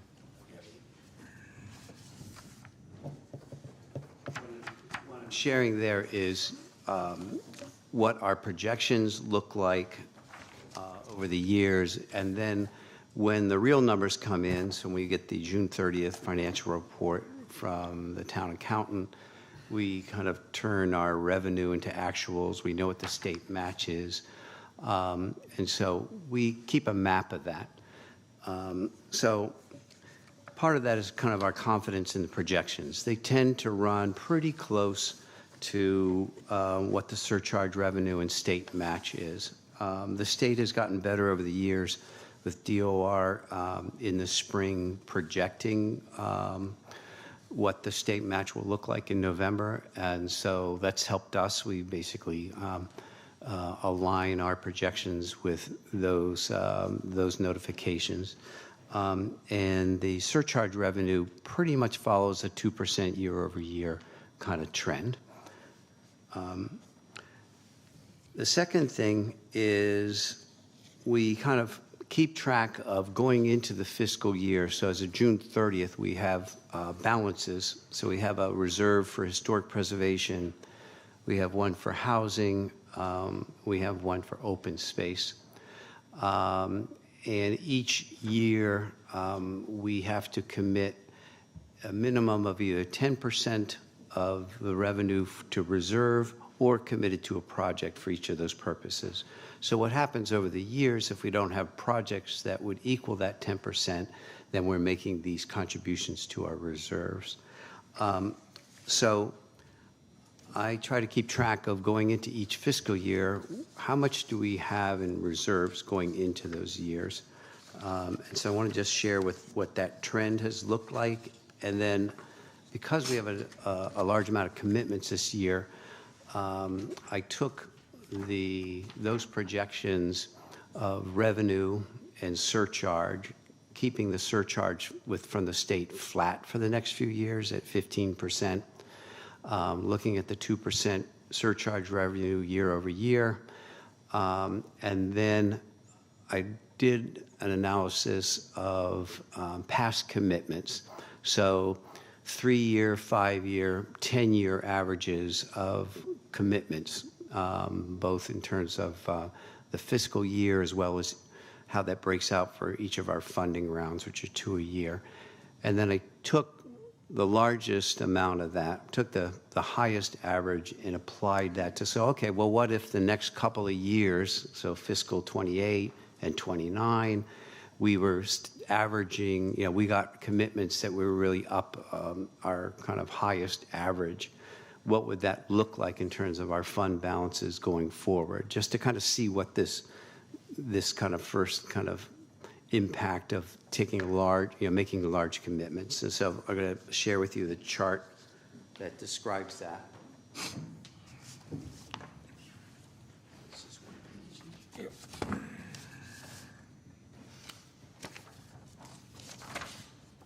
And we've discussed this at the CPC. We reviewed this with Finance Committee. I think a bottom line of that chart, which shows how our fund balances have grown over the years, because, again, if we don't have project commitments, we continue to add to the reserves and not draw them down. But also kind of looking then at if we made this $3.6 million, if town meeting approved those commitments, you'd see that we would have a drop in our fund balances going into fiscal 28. But based on the larger average kind of commitment, the fund balance would start to go up again. But looking at it, even with the big commitments that we would go forward with this year, if approved, we would still be looking at a fund balance that is much more favorable than probably between 2008, I think, and 2018 or 19, which we were working with much lower fund balances. So all in all, I think what I would like to say to you is I think that we have all, from the CPC point of view, is we have total confidence that we can make this size of commitments and still have funds available to be able to support projects in the near future as well as down the line. So that, I appreciate your patience, and let me give you a little bit of that kind of context, because I think that's important with the number, it's an unusual amount of projects that we have this year. So would it be helpful to walk through then these project warrants, articles? Is that how you'd like to do this? I Yes. also want to let you know that on Wednesday, May 27th, we're having a pre-town meeting session, which we've never done before, and that's going to be held at Dartmouth High School in the auditorium. We'll be inviting all of town meeting members to come, and we're going to review all these articles. Sometimes people are intimidated at town meeting like to that. ask a Yep. question, and sometimes, although it may seem like it's taking forever, sometimes when it's on the question, it can go quickly, and questions may not be asked. So we felt that this was another opportunity for people to ask questions. Just town meeting members though, right? General public? No, general public will be there as well. I think I So heard too, just Jessica, I think they kind of been reaching out, so that date sounds, I'm aware familiar. of. So I just wanted to put that up there because we will certainly be inviting you Yep. to go review them at that time again. But tonight, yes, please, if you would review them for us. Okay. So I've also asked some of the sponsors who could come to be available because some of these projects are big or complicated. And if there's questions, they're happy to answer those questions for you all. So the first one I have on my list is DCTV. This is a project for historic preservation of the annex building that DCTV occupies. Town meeting has previously committed CPA funds to prepare specifications and bid documents. And now this is ready to go out to bid and the work to actually happen. So these funds are for the actual work on the building. The total cost of the project is $511,394. The CPA warrant articles for $461,394. Another $50,000 will come from, if needed, will come from the DCTV Enterprise Fund. Exterior shingle work, work on the masonry, some overhangs, roof overhangs around the entrances or exits of the building. And all of this is, and then replacement of exterior trim with composite materials, so window trim, door trim, fascia, those soffit, those kinds of elements of the building. And all of this is done with architectural firm that has historic preservation experience. So if any questions, just let me know. No, Okay, not on great, DCTV. okay. Go ahead. The next project is exterior lighting for Duval, no, that's the wrong field. The next one is just a field that has no lighting to it, Duval Field. This proposal is to acquire the property at 4 Tannery Lane in Dartmouth, which is next to Duval's. It's a property that runs from Tannery Lane up Russell Mills and along the river. And it's the Buzzards Bay Coalition intends to acquire the property and maintain it as a passive open space recreation area. So maybe some benches there, maybe some outdoor art installation, property kind of maintained. It's in a floodplain, and it's considered important both for flood management, but also for watershed protection.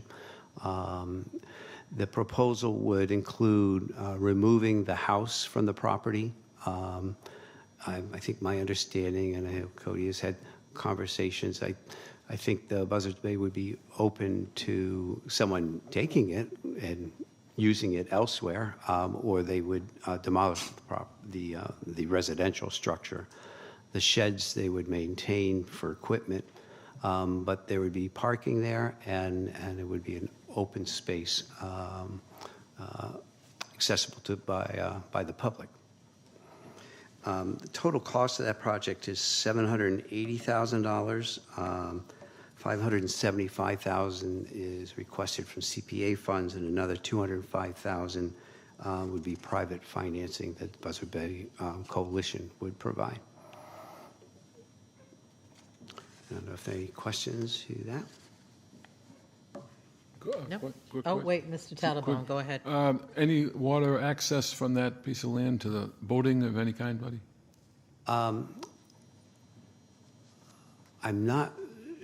I don't know for sure. I know you can, just up the street, you can access from the park there. I think there's probably open to that. I'm just visually trying to, I don't know if I don't think that was have a discussed at the visual on meeting. that.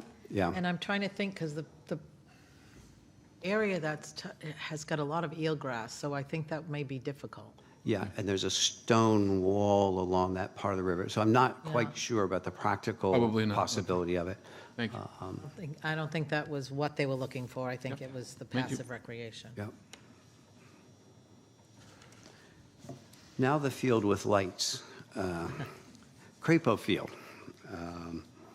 And in Crapo Field, this proposal that we're CPC supported and taking to and now recommending to town meeting is to replace the exterior lighting with basically it's an upgrade of the lighting to LED lighting. The total cost of the project is $230,000. The DYAA would manage the project. They have a lease for the Crapo Fields. What they see is, well, one, the lighting structures and the light fixtures are very old, decades old. They're also quite inefficient, so they're costly in terms of the amount of power that's required to operate them. And compared to the LED lighting, not as illuminating, if you will. So with the upgrade of the fixtures to the LED, they expect to save money in terms of operating costs, what it would cost in terms of electrical charges, but also have better lighting of the fields. So there was some discussion about whether or not there would be more spillover effects from the new lightings being brighter, but in terms of their engineering consultation, this wouldn't create more spill. If anything, and I don't know much about these things, but if anything, it might reduce some of the spill since the LED lighting can be more directed, I believe. And I don't know if you want to, if there's anything you need to add to this, but. None of the board has questions. Okay, all right, so thank you. Anyone? Is this all fields? What's that? How many fields? All fields? All fields. Yes. He's shaking his head, yes. Yeah. All five. Thank you. And then the next project we have is the Dartmouth Cultural Center. And the request there that's supported by the CPC is for $853,300 of CPA funds. And this is to then proceed to do the construction and renovation work, restoration work at the Cultural Center, which is the old Southworth Library. Total project cost is estimated to be $1,273,000. Previously, town meeting approved CPA funds in the amount of $260,000. There's also a $160,000 grant from the Mass Cultural Facilities Fund. And so this remaining $853,300 is what's estimated to be required then to actually proceed with the work. And there are folks here, if you have questions about the work that's going to be done there, there are folks here who can answer those questions. This is a historic preservation project as well, so. And they're making the building handicap accessible. Yes, it'll be handicapped accessible. Issues like the masonry, lead in the window glazing, things like that will be taken care of, as well as improvements in interior, the way the building functions for its use. It will enhance kind of the uses for exhibits in the cultural center, the HVAC system, things like that that are kind of critical to keeping the building, preserving it for the future, as well as making it more accessible and functional for the public use that of the cultural center. I have a question. Oh, Mr. Tattelbaum. Is this any kind of a phasing project, or is this the complete, what's needed in the building for the foreseeable future? Would someone like to answer that question? That seems like an appropriate sponsor answer for you, Mr. Tattelbaum. Yeah. Thank you. Yeah, I'm happy to answer that. Catherine Duff with Studio to Sustain. So that the 1.3 million is for all the full rehabilitation, but it's going to be done in phases to work around the schedule of Dartmouth Cultural Center. We hope to, in earnest, be under construction in the next couple of months on the first phase, which is the handicap access into the building. And then we'll proceed with the remaining of the work, start on the exterior and work our way towards the interior. So it is, I also want to make the point, we have a project notification form that's been filed and accepted by the Commonwealth of Massachusetts Mass Historic Commission. So this is a Secretary of Interior Standards historic rehabilitation of the building. So we're just held to a little bit of a different standard because there is a restriction on the building, historic restriction. So, and they're gleefully looking forward to the work. So Yes. we have a fantastic historic consultant. It's Post Oak, and so it'll be a great treasure for the next couple hundred years. Excellent. Thank Thank you. you. Thank you. Will the phasing be affected inflation-wise, or is that the money? That the inflation has been included in the figure that was presented. Yes, the project is contingency. carrying a contingency as part of these figures that I mentioned to you. Yep. They've been working towards this project since, I think, 2019. Yeah. So they've kept an eye on that. Thank you. Has it already been bid out? No. Or it's awaiting the fund approval to be bid out? We're all ready to launch. So, and when you bid out, you're going to bid all of the phases at the same time? Or are you going to? You should probably. Yeah, he needs to. Doing the first phase, which is the handicap access. You know, it's going out for public bid, so it was just getting it's an all-volunteer organization, all-volunteer building committee, so it's getting this first one under our belt. We have all the bid documents already. It'll be advertised on the 15th, be launched, 2-week advertisement, and we hope to have a contractor on board in the next 2 months. So we haven't bid it yet, but we've gotten individual quotes on certain aspects of it to sort of inform the committee as to the cost of things. But I mean, the whole cost of oil right now is having an impact on the construction industry. We're not using steel in our building, but a little bit, but you know, we're seeing that price go up as a result of that. So to get back to sort of your point, like the only way to really cap your risk on escalation would be to complete the bidding process, get a contractor under contract. Oh, yeah. So what we're doing is we're bidding out phase 1, exterior type Correct. stuff, and then when that's complete, we will then bid out phase 2, and then when that's complete, bid out phase 3? probably 2 and 3 together. I think we'll probably think package that's those smart, yeah. together. Yeah. Your best guess as to how long the phases will take? Oh, this first phase, I think no more than 4 months.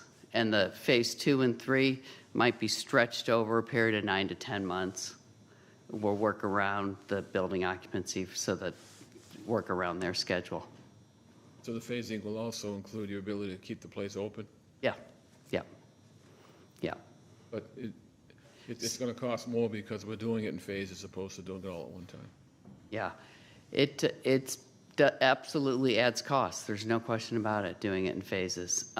There's, the committee, the building committee has weighed those costs. There's no question about it. They've looked at the cost of renting space because they have, their programs fill up. I'm sure you all know it if any of you have ever attended any of them. So they've looked at the cost of having a rent space if they can't occupy the building. Their slow period during the year is December, January into February. So that's where we're really targeting doing the interior work, but we hope to get the handicap access on the exterior of the building, complete the exterior work on this first phase before they move inside when they don't need the building for their programming. But it's costly. Renting space is costly, and so that's what I mean. We're trying to really work around their schedule. But yes, the building will probably get some scaffolding on the outside, be a little ugly over the next year or so.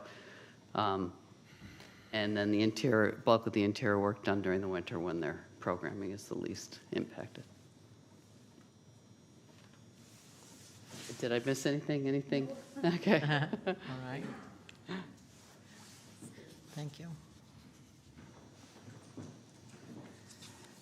And the final project article we have is capitalizing an agricultural preservation fund, and that's an amount of $1.5 million.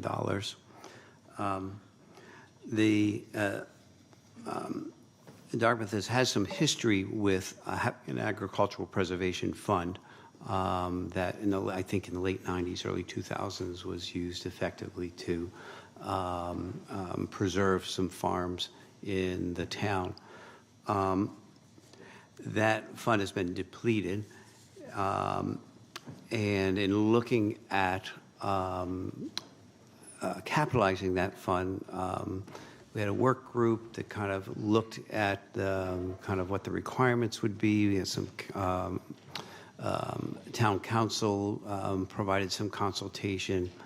And the conclusion was the Agricultural Preservation Trust, that fund was not set up back in the late 90s, I think it was. It wasn't set up under a statute that would be eligible for CPA funding. And we also had that opinion from the Preservation Coalition in the state. But CPA funds can be used to capitalize things like the conservation funds that towns have. And so in looking at that same section of the statute that authorizes conservation funds, there is this section in the 8LH, which essentially mirrors the language of conservation funds, but for agricultural preservation. So it's an agricultural preservation fund that is under the authorized use by the town's agricultural commission.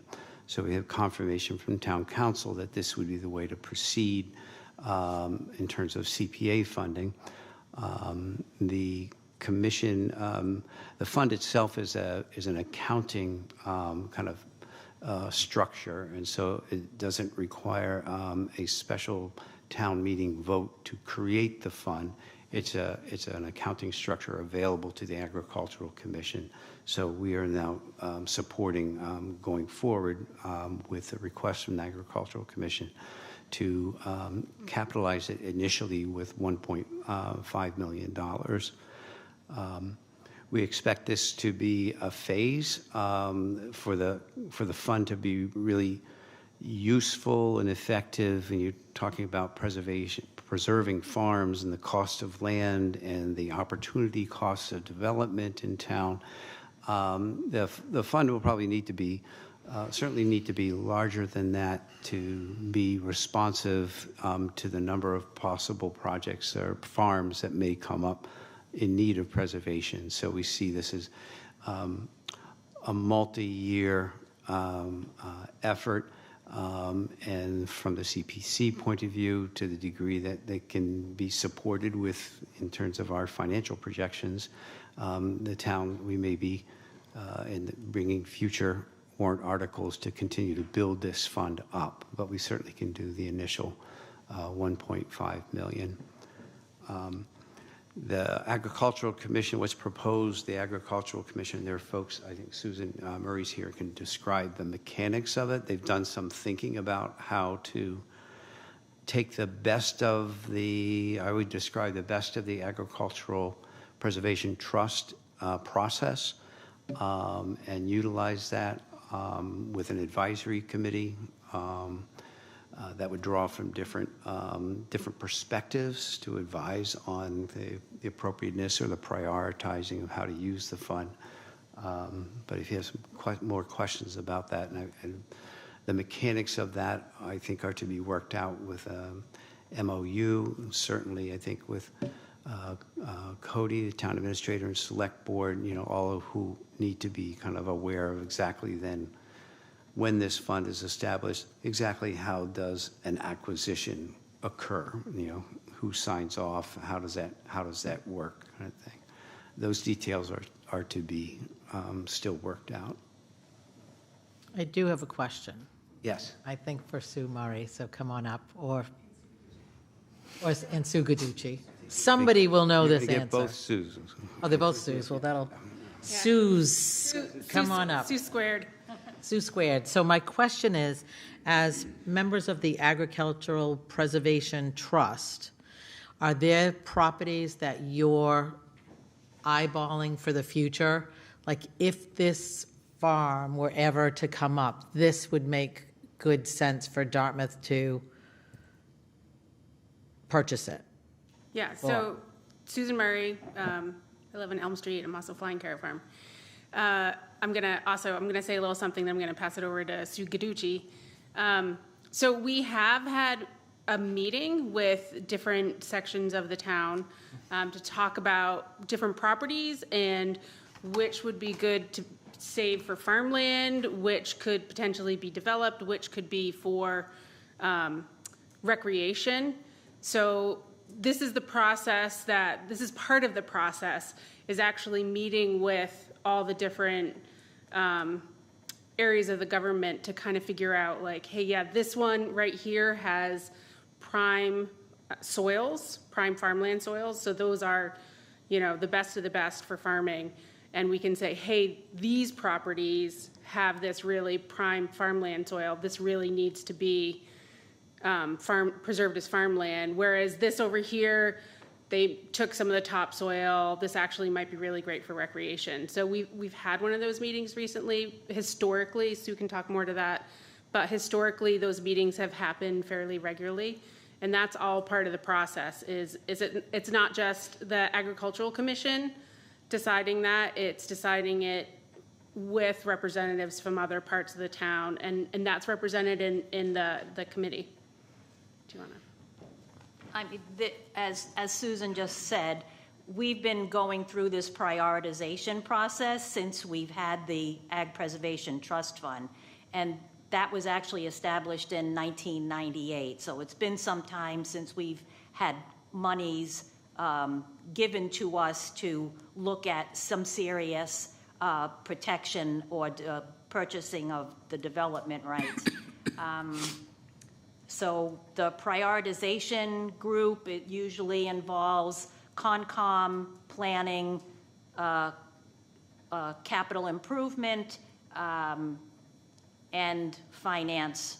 The director of budget and finance has always been involved, as well as a representative from the select board. But there's been a number of years you haven't had any money. You've expended your money, but no money has come into you. This would give you an opportunity to We become have a active again. balance, but it's only 157,000, and that's only because we've been really good at how we spent the money. We started out with 2.75, and we've protected over 500 acres of farmland.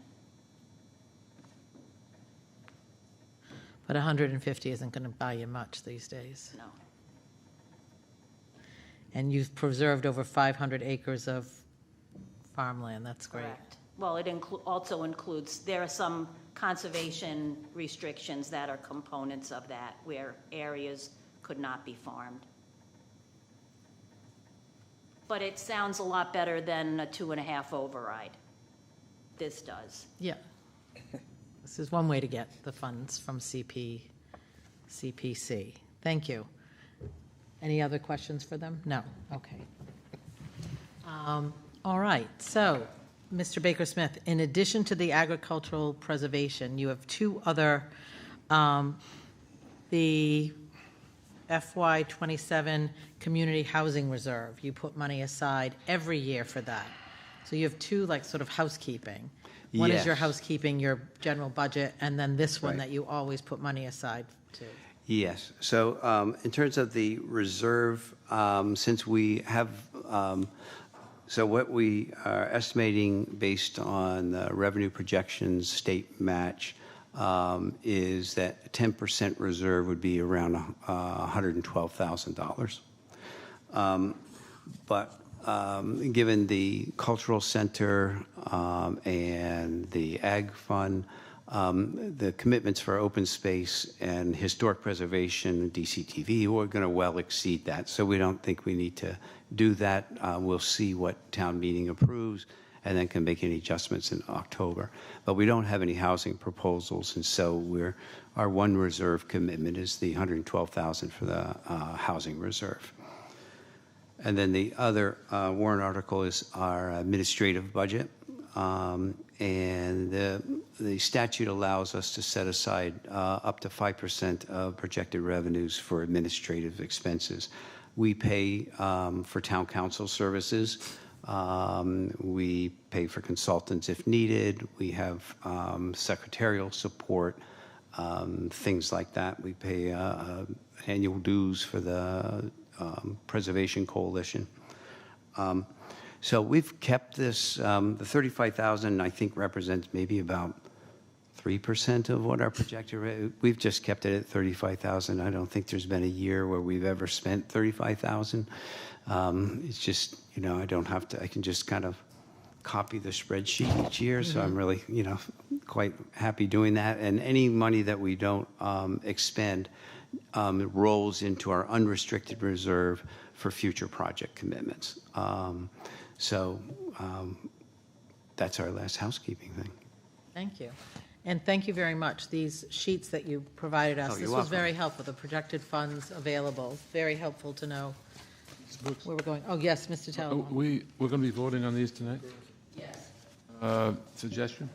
Maybe can we vote on these while Buddy's here and on this block and move on in case any questions come up? Does that make any sense? Yeah, you can. Nothing precludes you from doing that. All right. The second part of the question is, Respectfully to the select board, my name is Doug Boulder. I live in Russell's Mills Village. I'm in a butter to 4 Tannery Lane. And I've been trying to speak or get Excuse me, sir. I'd like you to come to the microphone.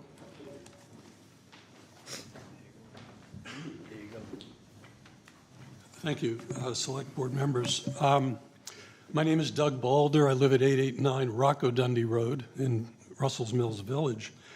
And I wanted to address the CPC grant to the Buzzards Bay Coalition. Buzzards Bay Coalition, and it's clear you have not been updated, their application for a certificate of appropriateness was denied with the Russell's Mills Historic District Commission a couple weeks ago, April 21. And part of the reason for that is that there's been no community engagement by the BBC, Buzzards Bay, with the support of the CPC, which came a week or so earlier, of $525,000. My numbers may be off a little bit. So nobody in Russell's Mills Village knows that this very central residential property could become a park unless they attended that meeting. And even at that meeting, removing the house, demolishing the house was denied. No one's against, from what I can tell from residents, that the conservation restriction is the problem. The problem is turning a residential property into a public park because the BBC plan makes no mention of what they're going to do with parking, except for 6 spaces. But if they open up a public space or a space that's now public to public art, to the public, there's no management, no maintenance, no discussion within their proposal for how they're going to manage that. So the details of this park are wanting. Many people are concerned about the change of going from a property that has significant historic value, and someone mentioned Paul Cuffey earlier. He actually lived in the village with his brother-in-law, and his brother-in-law lived on the site of Duval's. But yet this is a very important historic property that no one has discussed. And most significantly, the residents don't know what's going on. So it feels a little bit like, as a resident, as an abutter, it's coming from the outside. I renovated with Joan DeColobus the former fire station in Russell's Mill Village, and I'm very invested in the quality of the village and supporting the maintenance of the village and the historic preservation. So this is a very significant change. But it does seem a little odd that money, taxpayers' money, would be used to support a project that has no community engagement, that the villagers are clearly against, and the ones who spoke at the Russell Mills Historic District Commission meeting spoke out about this. There was no support for turning that property into a park. Duval's Field is simply a name. It has no legal meaning. It's simply a concept, an underbaked concept in many people's view. It's a way that Buzzards Bay sold the project to the Duval estate to set a price, to lower the price from close to $1 million to $725,000, which is what the property is selling. It's not even clear if Buzzards Bay owns it yet, but they do need the money from the CPC to purchase it. So I'm just simply asking that this item be removed from the warrant. More work has to be done to figure out if this is something that is a good thing for Dartmouth. And so I would appeal to you respectfully to remove this from the warrant. Thank you. Thank you.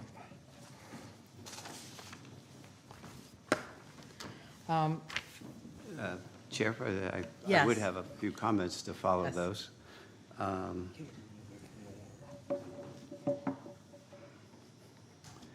I certainly wouldn't support having the warrant article removed.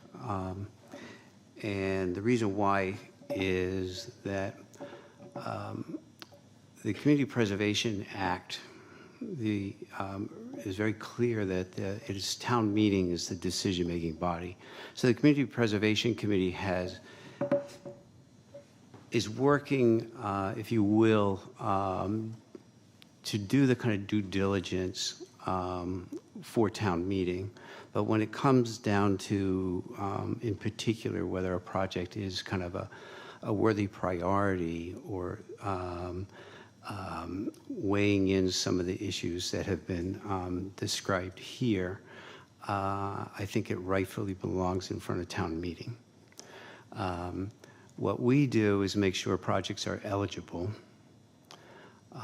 We also make sure that they have sponsors that can demonstrate the experience to successfully manage those projects, that we have the CPA funds to do these, and that they're within the kind of the priorities of how we would like to have CPA funds used. Now, the CPC goes through an annual assessment each year to set a plan, and that's on our website. But the documents we rely on are wholly town documents. In terms of our goals and objectives and values, they're taken directly from the town's master plan, open space and recreation plan, and housing production plan and the like. So what we did find with this proposal is that it was certainly well within both the scope and of the values and priorities of the CPC's plan, reflective of the town's priorities. that clearly was eligible and is a sponsor that can deliver a successful project and has historically delivered successful projects in the town of Dartmouth. We hold public meetings for our projects before us, so there's opportunity for public comment, and that's the way the CPC does its public process is basically to hold public meetings where all of our proposals are presented, and there's an opportunity for people to ask questions and things like that. And so we follow that process. It's kind of one we've been doing for years. We do not come up with individual project kind of community outreach. We do think that that is something that, sponsors really ought to do. But in terms of when we are making our decisions, we have a public comment process, and we have some established criteria about how we're going to make those decisions. But the decisions we're making are what should go forward to town meeting, because town meeting is the one that really then has a discretion. Is this where we want to commit the funds? What we've heard from the CPC, and they should trust us, and I accept that responsibility as a committee, that what is brought to them is a project that is eligible, can be successfully done, and is within the kinds of priorities that are expressed by the town. But that aside, town meeting really has to weigh in on this. So I would really, really encourage you to keep this article in front of town meeting. That's really where it belongs. That's where the statute wants these decisions to be made. So thank you. Thank you. Nate? So I would agree with that. Town meeting is the body that makes the decision, but what we're going to be doing tonight is voting on whether or not to recommend it, right? Yep. To town meeting? Right. So recommend an affirmative or a Negative. negative Yes and no. opinion. So I guess in that context, my question would be, like, what would be the alternative for this property? Like, if this doesn't go through if this plan doesn't go through, what would happen to the property? Do we know? I can provide some input, Madam Chair. So a couple of points of clarification before I get to Mr. Silva's point. The first is the only thing that the board is recommending or not recommending, and the only thing that town meeting is deliberating over, is the appropriation of funding from CPC for the town of Dartmouth to purchase a conservation restriction. Those other factors, such as the permit or approval to tear down the home, are completely beyond the scope of the town meeting article. That's something Buzzards Bay Coalition would have to make a decision on their own, whether they wanted to move forward or not, if they were able to demolish the home or not. But what town meeting and the board are essentially discussing is their recommendation to appropriate $575,000 for the town of Dartmouth's Conservation Commission to purchase a conservation restriction. So that's the only thing on the warrant. It has nothing to do with tearing down the home. That's a policy decision Buzzards Bay Coalition will have to make on their own. As far as the alternative, in the CPC meetings, the Buzzards Bay Coalition, that question was asked. Would you still move forward if the home were demolished or not? They preferred that the home be demolished, or if someone wanted it, they could certainly have it. I think they were willing to give it away if someone wanted to move it. And the alternative may be that they have to put the property back on the market for market value and see what happens. They're still working through their options with the denial from the Russell's Mills Historic District. I did speak with Mark Rasmussen, the president of Buzzards Bay Coalition, and he reassured us through Mr. Baker Smith that he was requesting that the article remain on, even with the denial from the Historic District Commission, which is why I mentioned that is kind of separate about what town meeting is deliberating. It is simply appropriating for the conservation restriction. If they choose not to go forward and it's not utilized, then the money would go back and never used through CPA and goes right back to the reserves. Can you help me understand the conservation restriction? Like, what is that functionally doing? So so paying $575,000 of CPA funds, we are Preserving the property in perpetuity, essentially. So a conservation restriction is never, it preserves the property, right? So it can't be built upon, can't, and that's, so right, that's essentially the value that, right, the property has a market value, and then you add that restriction, and that essentially devalues it, right? Because you can't sell it open market for any use. So you're essentially, the town was buying that restriction, which is the value, the devaluation of the property. In layman's terms, it's kind of. Yeah. So in other words, this conservation restriction goes through, you can't build anything in the future on that property. It stays where it is. You could take something down, potentially, assuming you got the proper approvals to do so, but you just couldn't build anything else. Not anything forever. residential. Yeah, restricted. Residential or commercial. So, for that you know, matter. like No, any but type of. like a shed. Yeah, they could passive, put. if it's conducive to the passive recreation area, it's something that may be allowable, a shed, you know, some benches, you know, art, things Incidental like that. stuff. Yeah, incidental stuff, but yeah, you're preserving the conservation land of that property. So the question of demolition of the house is something completely separate from what we're going to be recommending Yes, tonight. this is that's only not on our- an appropriation for the conservation restriction of that property. If the property owner, which will be Buzzards Bay Coalition, chooses to go in a different direction and as a result does not accept these funds and doesn't want to move forward, then they can deny this. However, that's not part of what town meeting and the board is discussing. Just out of curiosity, do you guys know where the property is? Very familiar. I've driven by it. Falls is one of my frequent coffee spots. I'm just saying, I mean, it's Former residence. sometimes we talk about this stuff and it's like, okay, we find out exactly where it is because it's 3 parcels. And, to be honest with you, why they're not going for the 4th parcel, the little small parcel at the end, the tail end, I have no idea, but, yeah, because it's that entire parcel from Tannery Lane, which is the road that cuts Dayball's. Yeah. And the conservation restriction makes sense because it's at the waterway, you know, so it's at and it's close to the town, the town park that's there, or the town landing, or however you want to call it, depending upon how long you've lived in town. Ms. Brooks? Mr. Tattelbaum. Just want to, as a clarification, what I think I'm hearing, over and above what I just talked about the conservation regime, we have an abutter and maybe other abutters who have an objection to the project, an objection that they weren't included in some form.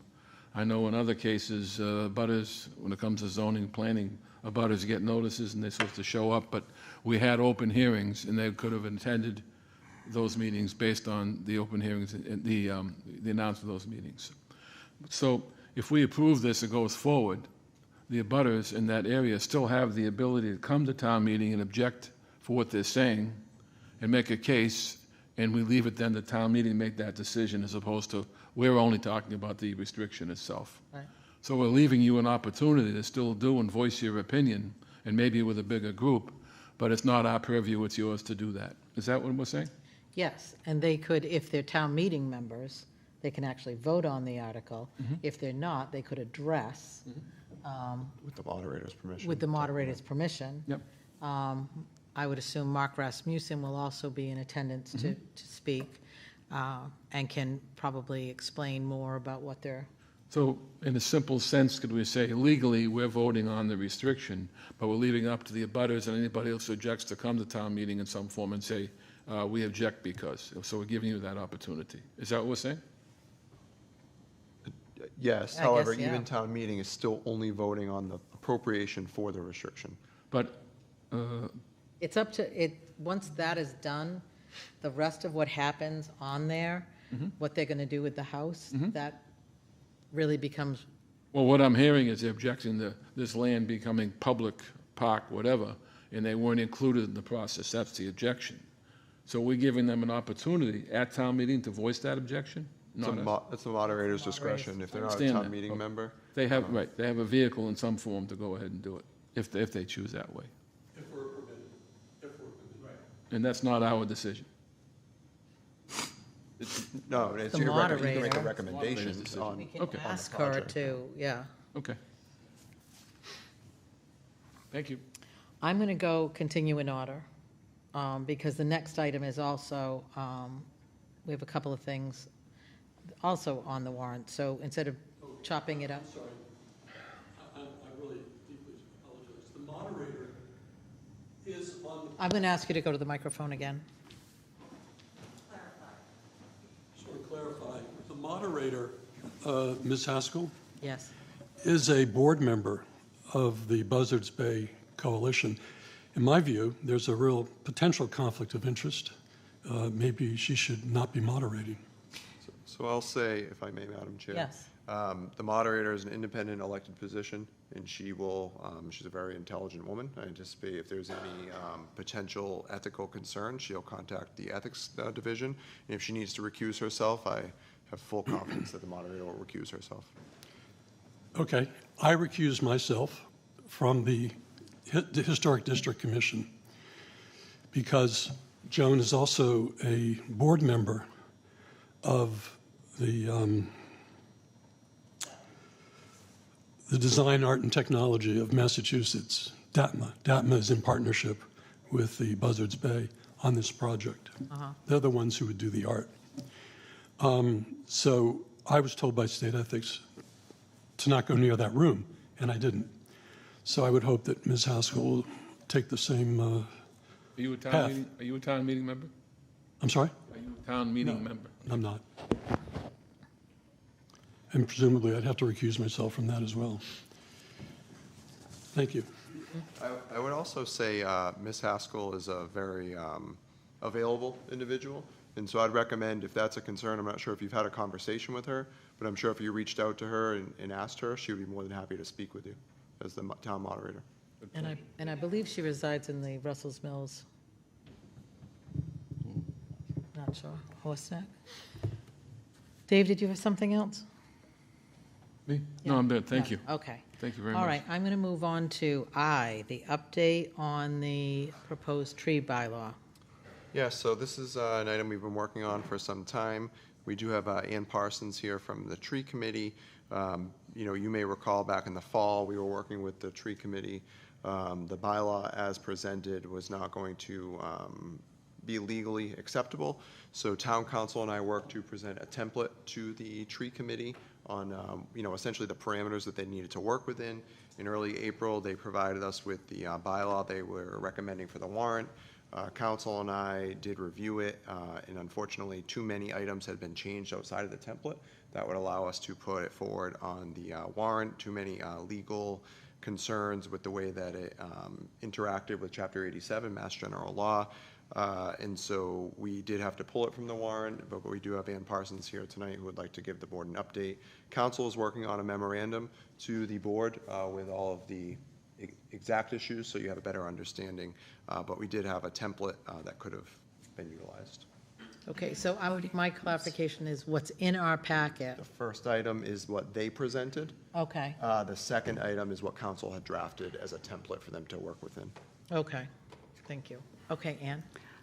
Thank you for having me. And Cody, I just want to thank you for your interest, responsive. He is wonderfully responsive. So I'm going to speed through 2 pages. I've written it all down so I don't leave anything out.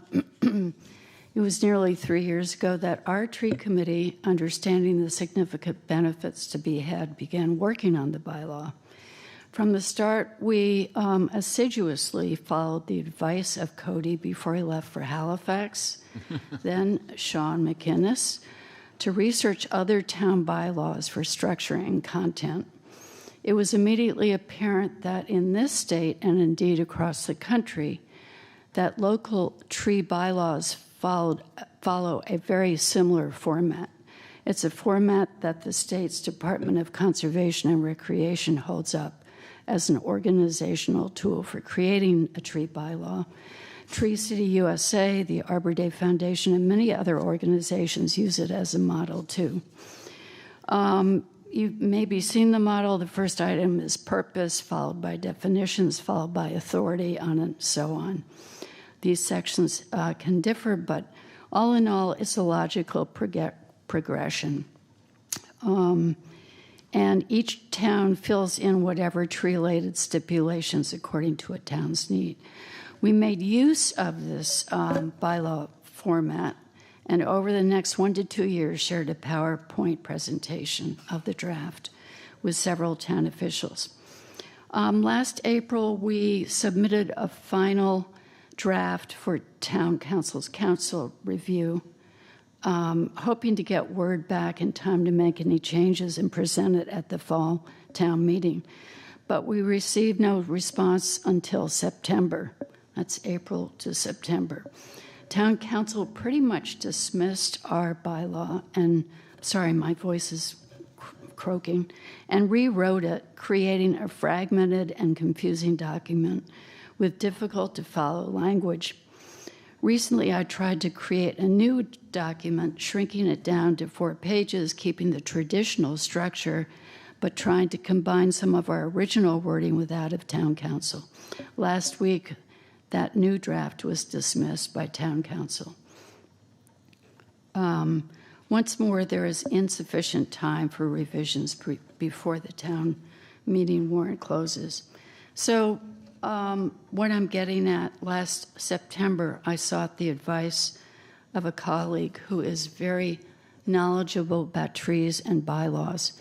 He replied that very few attorneys have experience with Chapter 87 and tree laws, and he felt we had received erroneous advice.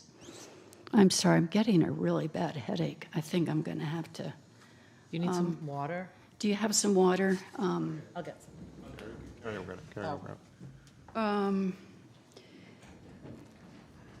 The changes that town council introduced certainly felt foreign and awkward. The clearly worded traditional format was not adhered to, and the document now reads like it was written by lawyers, for lawyers, not by volunteer residents for residents.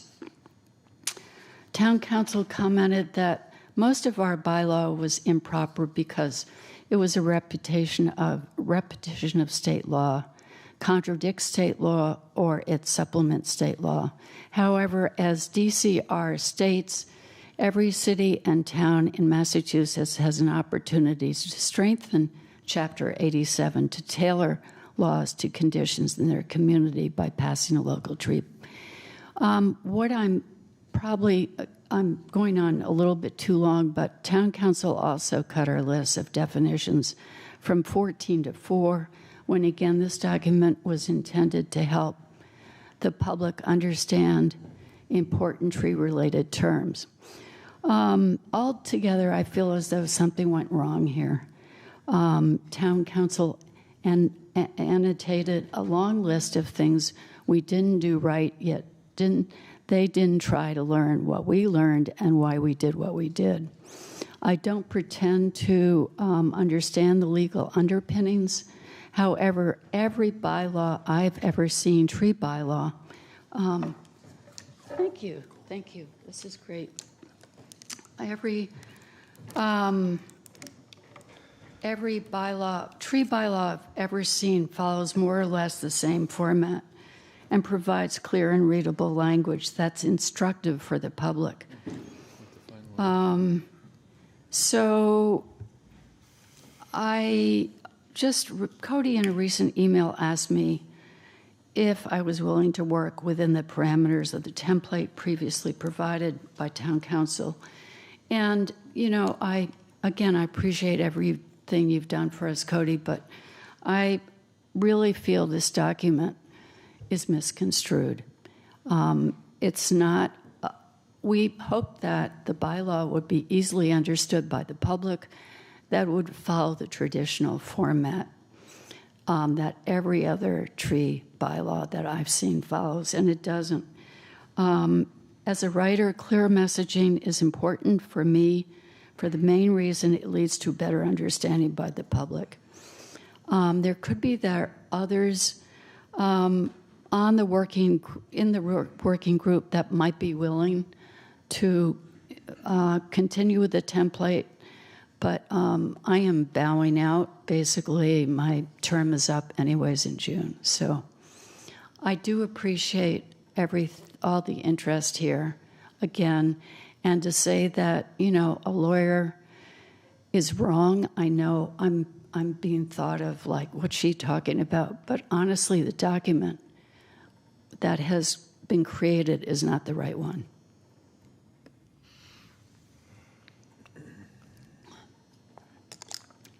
Not much to say. There's no recourse, I imagine. But again, we're dealing with, doesn't look like a bylaw, it doesn't sound like a bylaw, tree bylaw.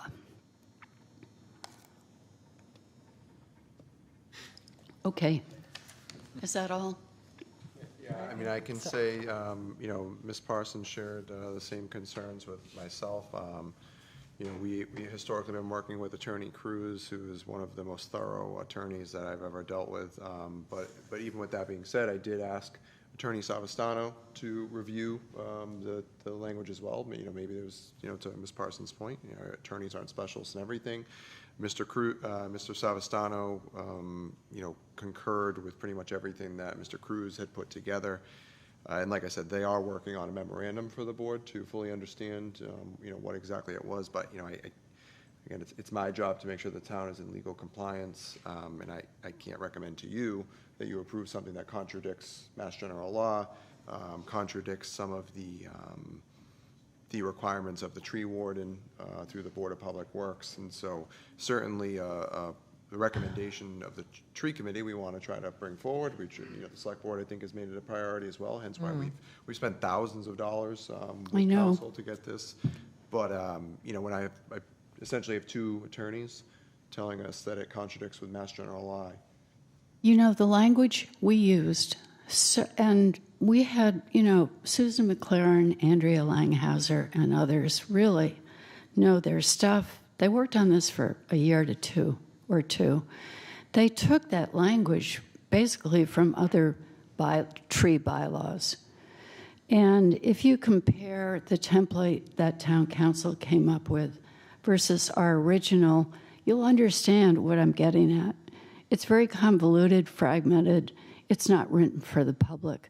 We saw this as a opportunity to really spell out tree law to the public. And I think that the message in a tree law is really important. So we did speak about that, and that doesn't, you know, bylaws aren't always actually the easiest thing to read, but you can put together regulations, and that's something that council recommended is, you know, regulations that the Board of Public Works, as the tree warden, could adopt to make those, you know, easily readable. We could work with the tree committee to put together FAQs, right? It doesn't need to necessarily be the bylaw. That's one of the items we can't reinterpret Massachusetts general law, right? We can't define it in different ways, and even the term clarify, right, can be construed as, well, we're not here to clarify Mass General Law, not in a bylaw, we can't do that, but we can do that through other forms, right, through regulations, through FAQs, through informational documents. Actually, our wording was really clear. Well, I mean, it did, one of the opening statements says to clarify Massachusetts General Law, Chapter 87, and that bylaws aren't allowed to. That was my mistake when I tried to sew the two together. You know, it's not perfect yet. But I'm afraid, you know, I'm sure there's no recourse. I know you've spent a lot of money on this. Ms. Brooks? But, sorry, Mr. Tattelbaum. Go right ahead. You want? Go ahead. And I haven't met, in my years on the select board, I haven't met anyone with more passion about the subject that you have than you personally. Thank you. I respect you for that. Thank you.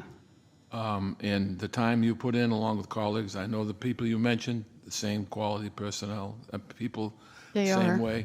And you're doing something that doesn't exist in our town, really, to try to get us into a place that really is really special and it's worth it. But you're asking us now to go against a town council with a proven track record over many, many years that we have to trust. And you're asking us to say, could you make an exception And it's something that I personally, I can't speak for my colleagues, I could never do because of the track record they have. I And I'm hear you. sorry to say that, but I hear you, but I just don't think they know tree law. And I'll give you just a small example. He questioned the definition we gave for drip line, calling it, to quote, a very crude measure for determining when someone needs approval for construction, et cetera.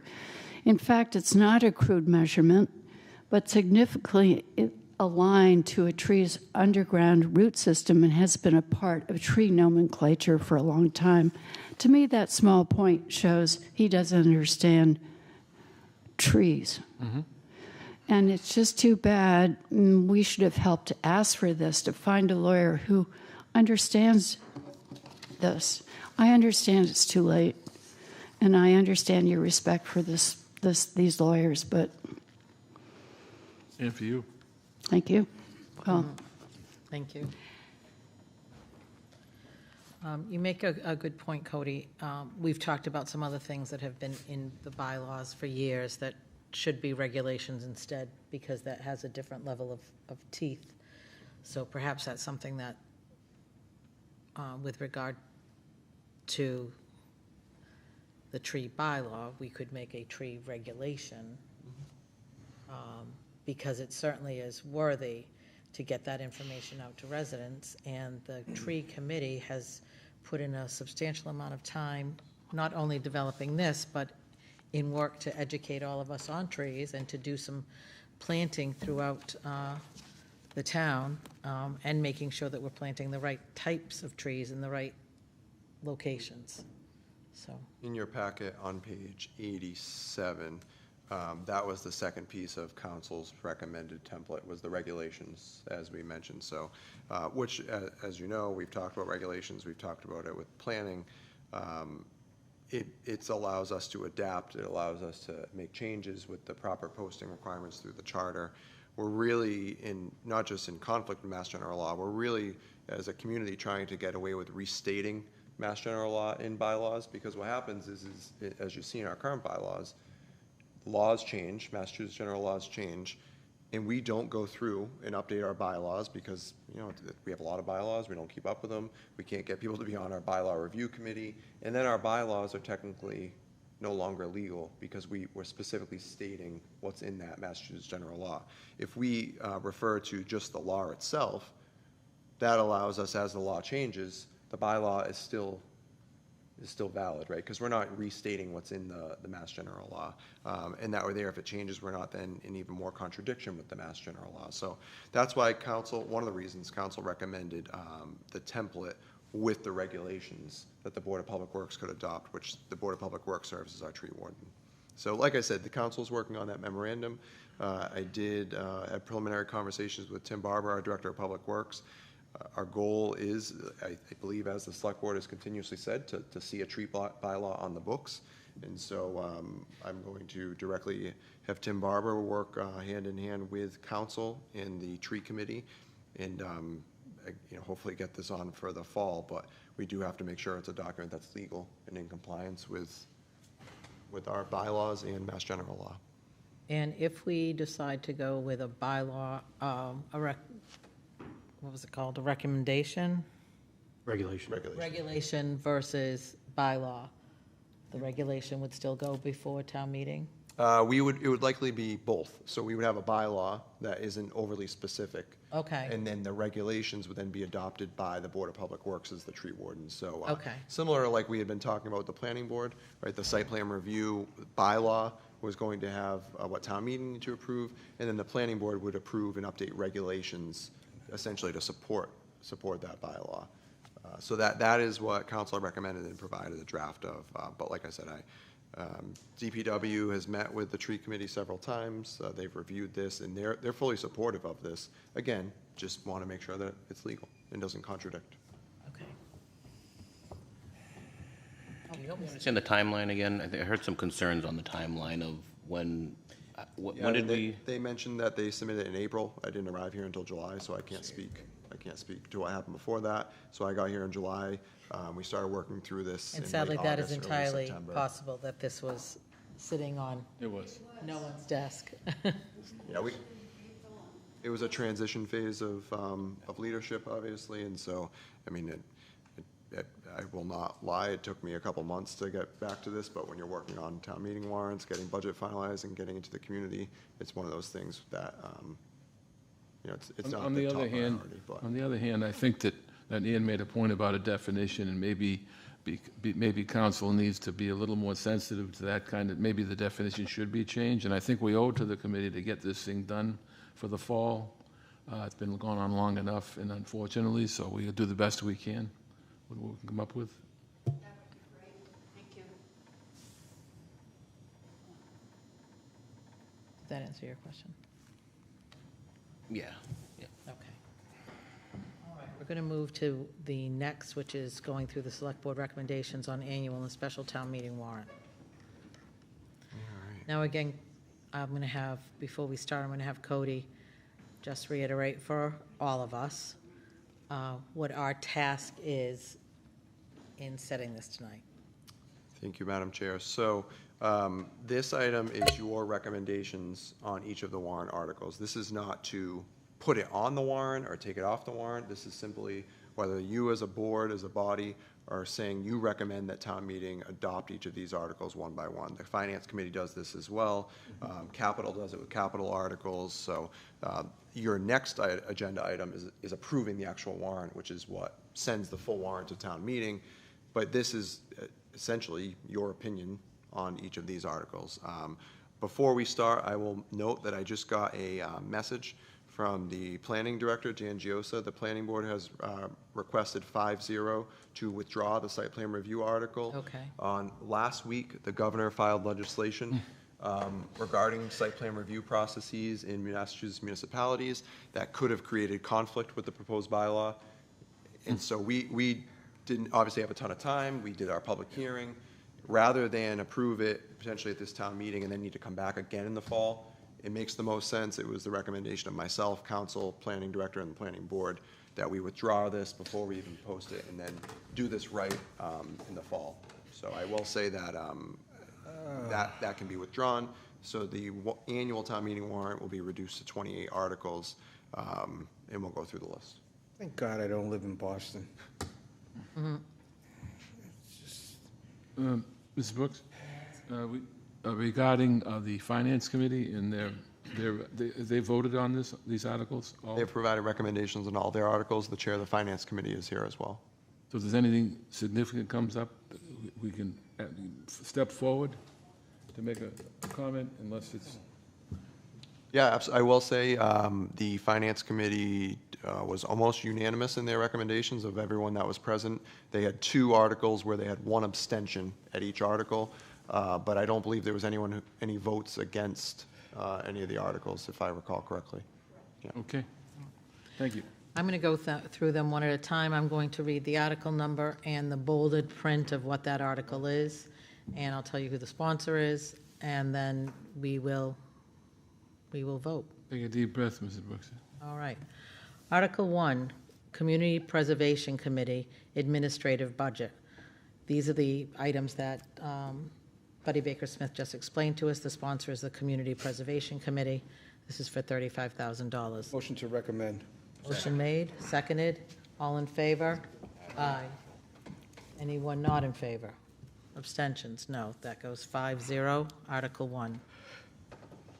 Article 2, Community Preservation Committee FY27 Community Housing Reserve. Motion to recommend. Second. All in favor? Aye. Aye. Anyone opposed? 5-0. Article 3, Community Preservation Committee DCTV Renovations Phase 3. Motion to recommend. Second. All in favor? Aye. Aye. Anyone opposed? 5-0. Article 4, Community Preservation Committee Duval Field.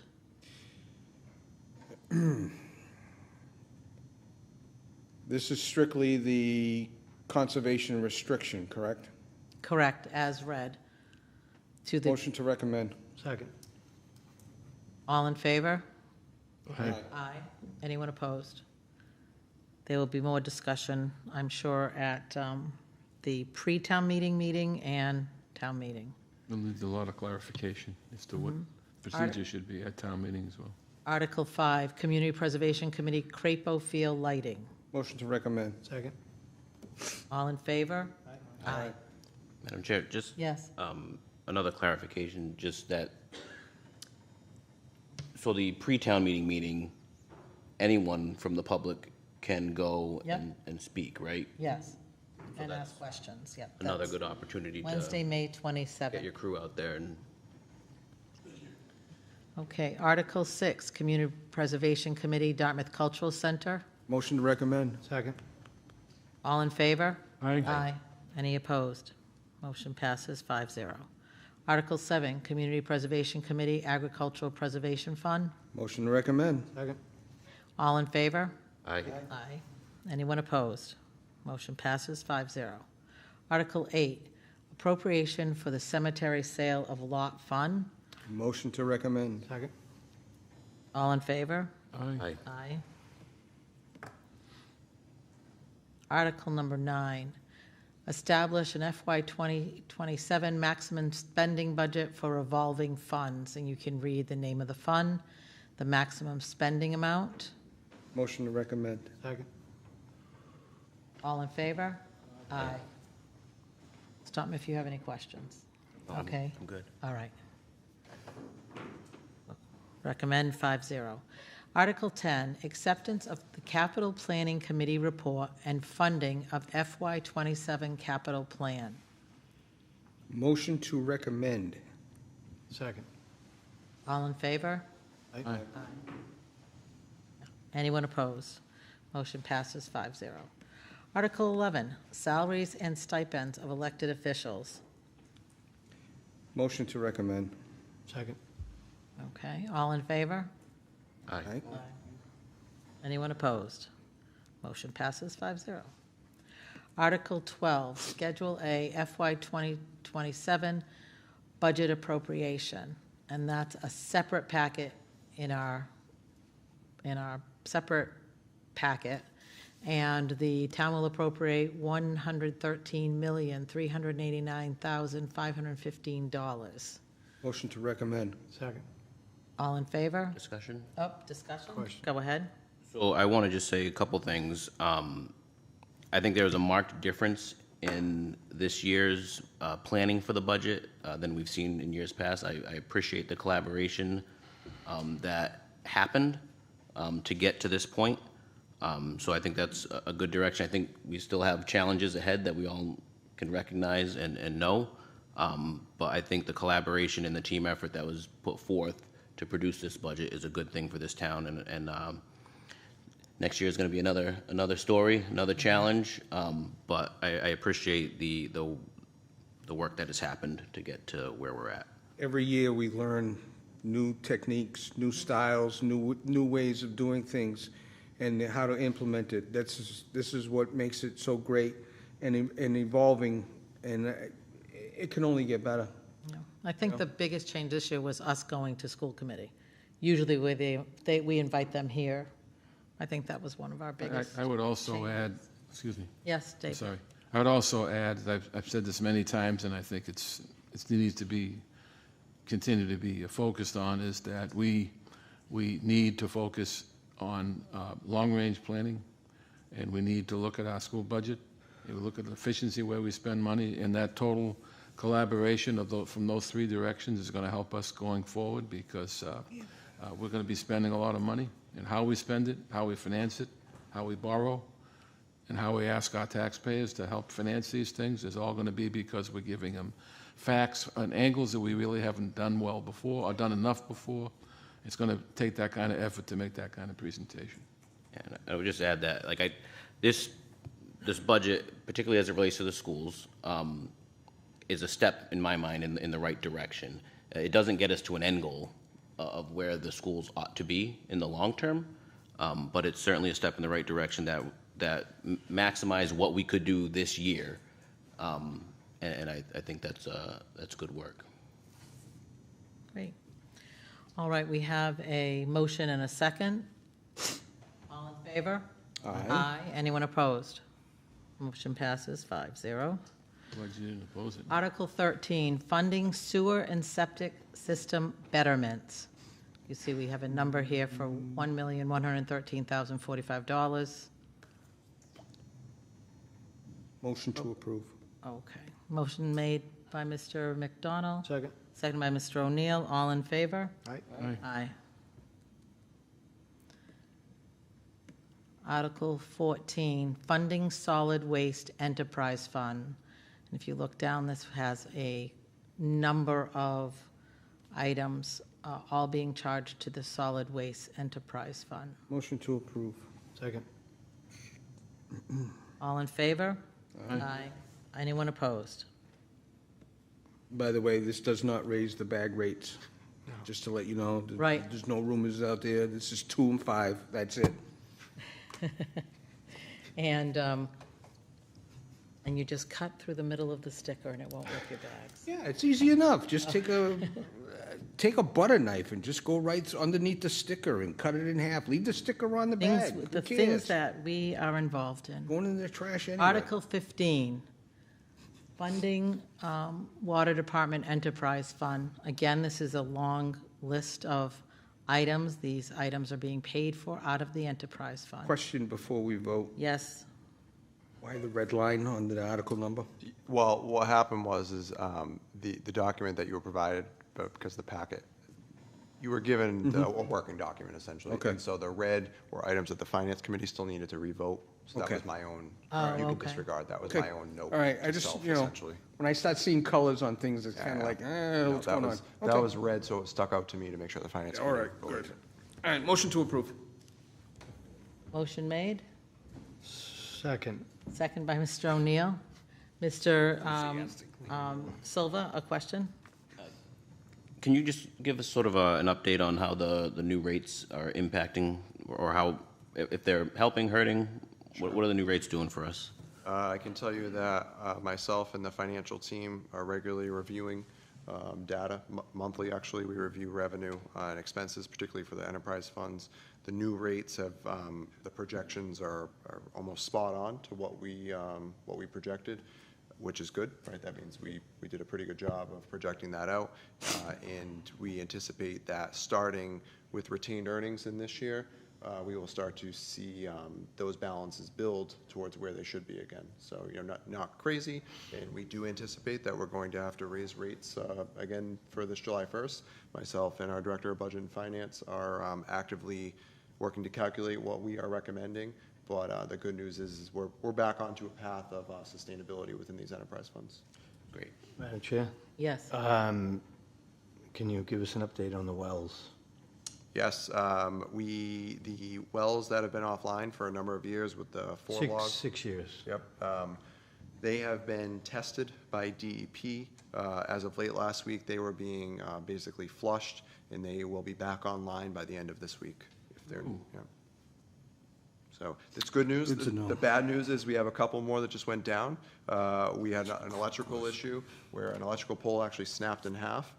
We replaced the pole, and then we learned that some of the underground wiring was actually blown out during that encounter. But we are actively fixing that, and those will be back online within the next month. What happened on the pole? It was during the blizzard. During the blizzard, the pole snapped. They finally got that work done. There was long lead times for some of this electrical equipment. It's an underground transformer, and they have to do some of that work. So the state's done all of the testing already? Inspections have been completed, yes. Really? Yeah. Okay, good. On the wells that have been On the down for wells, 6 yeah. years, yeah. So that's good. I mean, we anticipate volume will start to pick back up, and hopefully we don't experience significant drought conditions this summer, so we can continue to produce at a high level and get back down to typical utilization of New Bedford water is around that 15 to 25% of all of our water. If we can get back down to that, that only helps us, continue to build strong reserves to pay for those capital projects. Okay, we have on this article, we have a I think it was a motion and a second. Yeah. All in favor of this article? Aye. Aye. Anyone opposed? Motion passes 5-0. Article 16. Funding Sewer Department Enterprise Fund. You can Motion to see approve. the number of items there. Second. Motion made and seconded. All in favor? Aye. Aye. Anyone opposed? 5-0. Article 17. Again, this meant that you were waiting for information. It's on our document, it's red. This is actually an article, and we've talked about this for years, but you're actually starting to see the impact.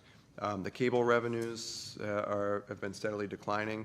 This is the first year where we really saw some concerns. As a result, you'll actually see a decrease in the DCTV budget from last year to the recommended this year. That's not because our costs are decreasing, that's because we have to cut things because the cable revenues are declining. I mean, you can see we estimated approximately 22,000 in fiscal 26, and we're now anticipating 590. So we're steadily starting to decline, and I would say over the next several years, the community is going to need to make a decision to what level are we going to essentially subsidize the DCTV operation. They obviously provide a high-level, phenomenal service to our general government, and so you will start to see that.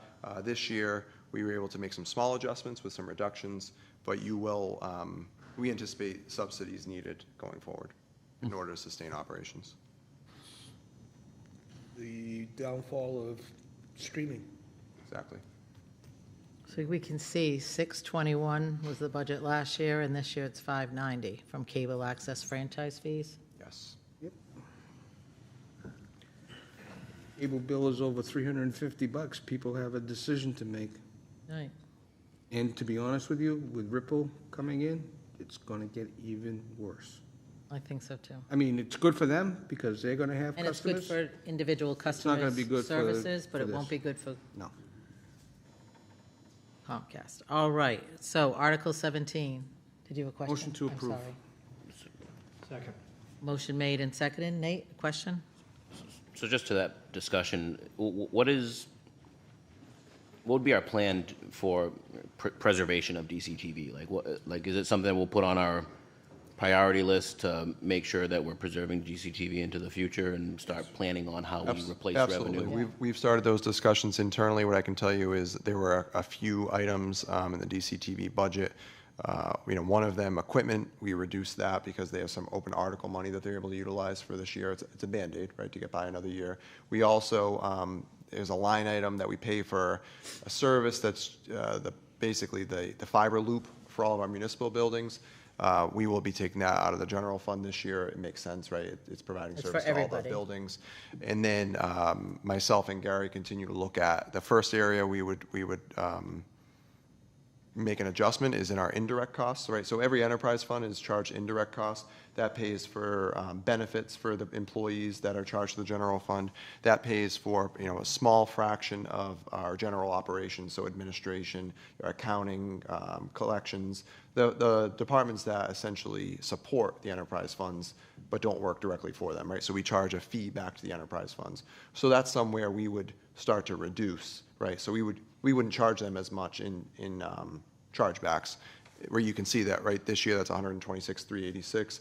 So you'll see what I anticipate is a decline in that. So we basically start to cover more of those indirect costs. So we're not actually putting out the money. We're just not getting the reimbursement that we've always charged to everyone else. Which would then have impacts on the rest of the operational budget, right? So our operational costs will increase because we're not recovering from the enterprise fund. Well, the cost wouldn't necessarily increase. We just wouldn't have that level of revenue, right? So the amount's already appropriated in Schedule A.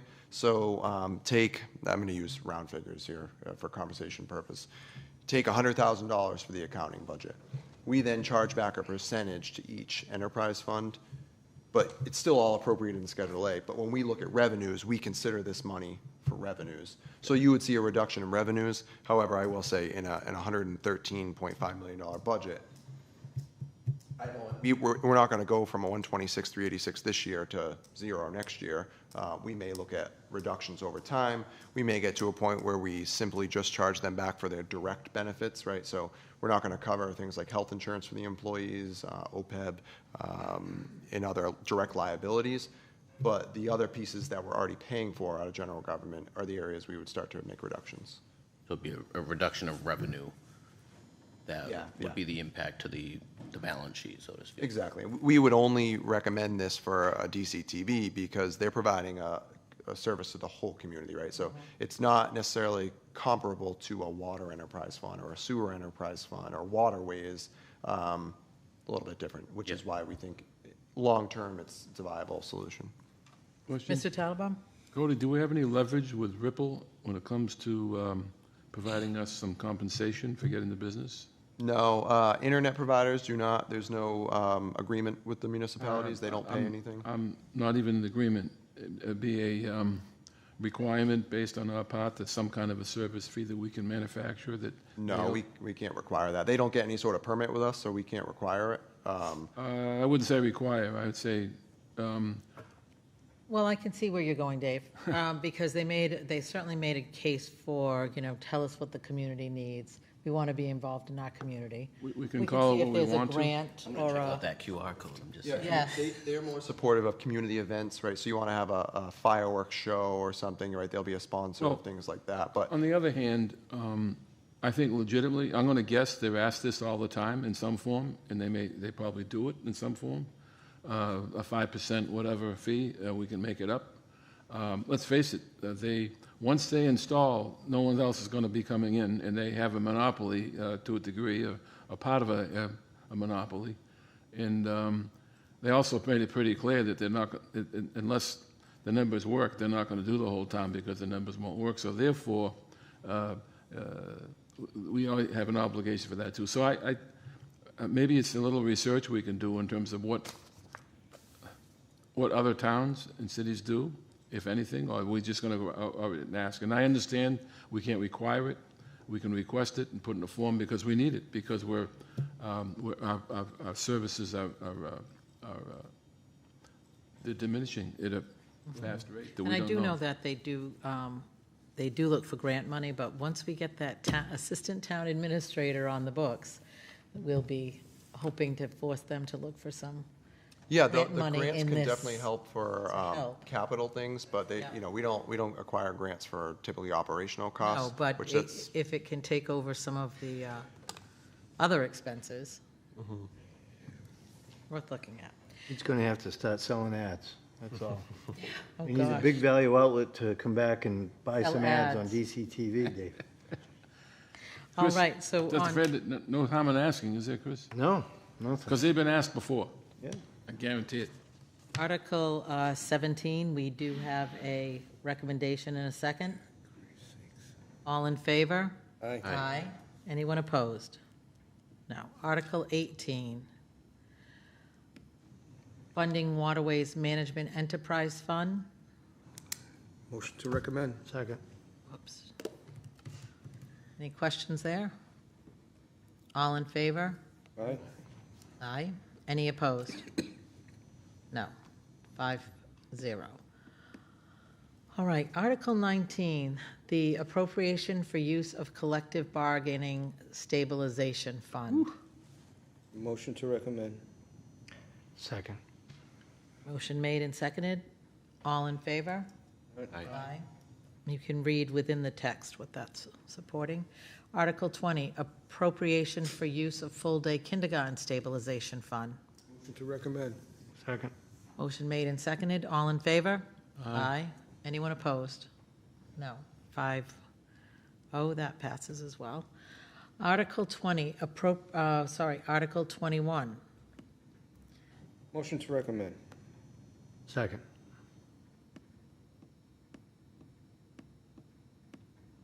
I'm getting to the bottom, sorry.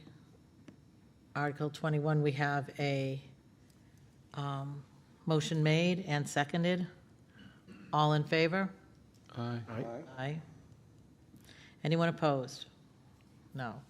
Article 22, General Bylaw Amendment, Chapter 134, Section 15, Dog Hearing Officer. Motion to recommend. Second.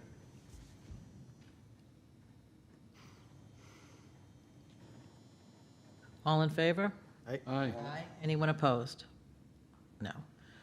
Article 23, General Bylaw Amendment, Chapter 315, Section 6, Snow to be removed from sidewalks, and we've Motion talked to about highly this before. recommend. Excuse me? Motion to recommend. Okay. Excuse me? There's been some changes to this one, so I just Okay. wanted to highlight. Since the last time you've seen this, council has reviewed, and essentially we're able to accomplish what we're looking to accomplish, but it's just changed. We cannot legally actually charge someone for the clearing of it. So what we do here is, right now, it's a $25 violation. That's how it is right now if you violate the existing bylaw. So we change what we're looking to do, which is you have 24 hours after the end of the storm. And then, we also recognize if there's a snow emergency, like the last storm we got, you may need a little more time. So we say 24 hours from the end of the snow emergency. As far as violations and penalties, what we did is if you are within 1 mile of a school or in the commercial zone, the fine goes up to $300 but rather than $25. And then we also define that each hour of the violation can constitute a separate finable offense. So the idea is that gives us some serious teeth to encourage public safety in those areas and clear the sidewalks. So I just wanted to make that determination. Initially, we had put it directly with that we would go out, clear it, and charge them. Unfortunately, it's not You legal in can't do that. Massachusetts, Okay. but this is, I think, kind of accomplishes the same thing. We can move up their driveway. It should only take a few fines to get people to wake up. Mr. McDonald, did you motion this? Yes, I did. Okay, it's been motioned and seconded? Yep. All in favor? Aye. Anyone opposed? No. Article 24, establishment of cryptocurrency ATM bylaw. Oh, motion to recommend. Second. Motion made and seconded. All in favor? Aye. Aye. Anyone against? No. 25 will be removed, and the other articles will be renumbered. That's the site plan review article. Okay, so Article 25 is being removed by the planning board. That'll work. Article 26, acceptance of, 25. Yeah, but, I know. you can Do you still wanna call do- it 26, yeah. Oh, Technically, it'll okay. be 25. Now, the but new we'll- 25, currently the 26, acceptance of general law, Chapter 59, Section 5, Clause 22G, expanded veterans exemptions. Motion to recommend former Article 26, which is now Article 25. Second.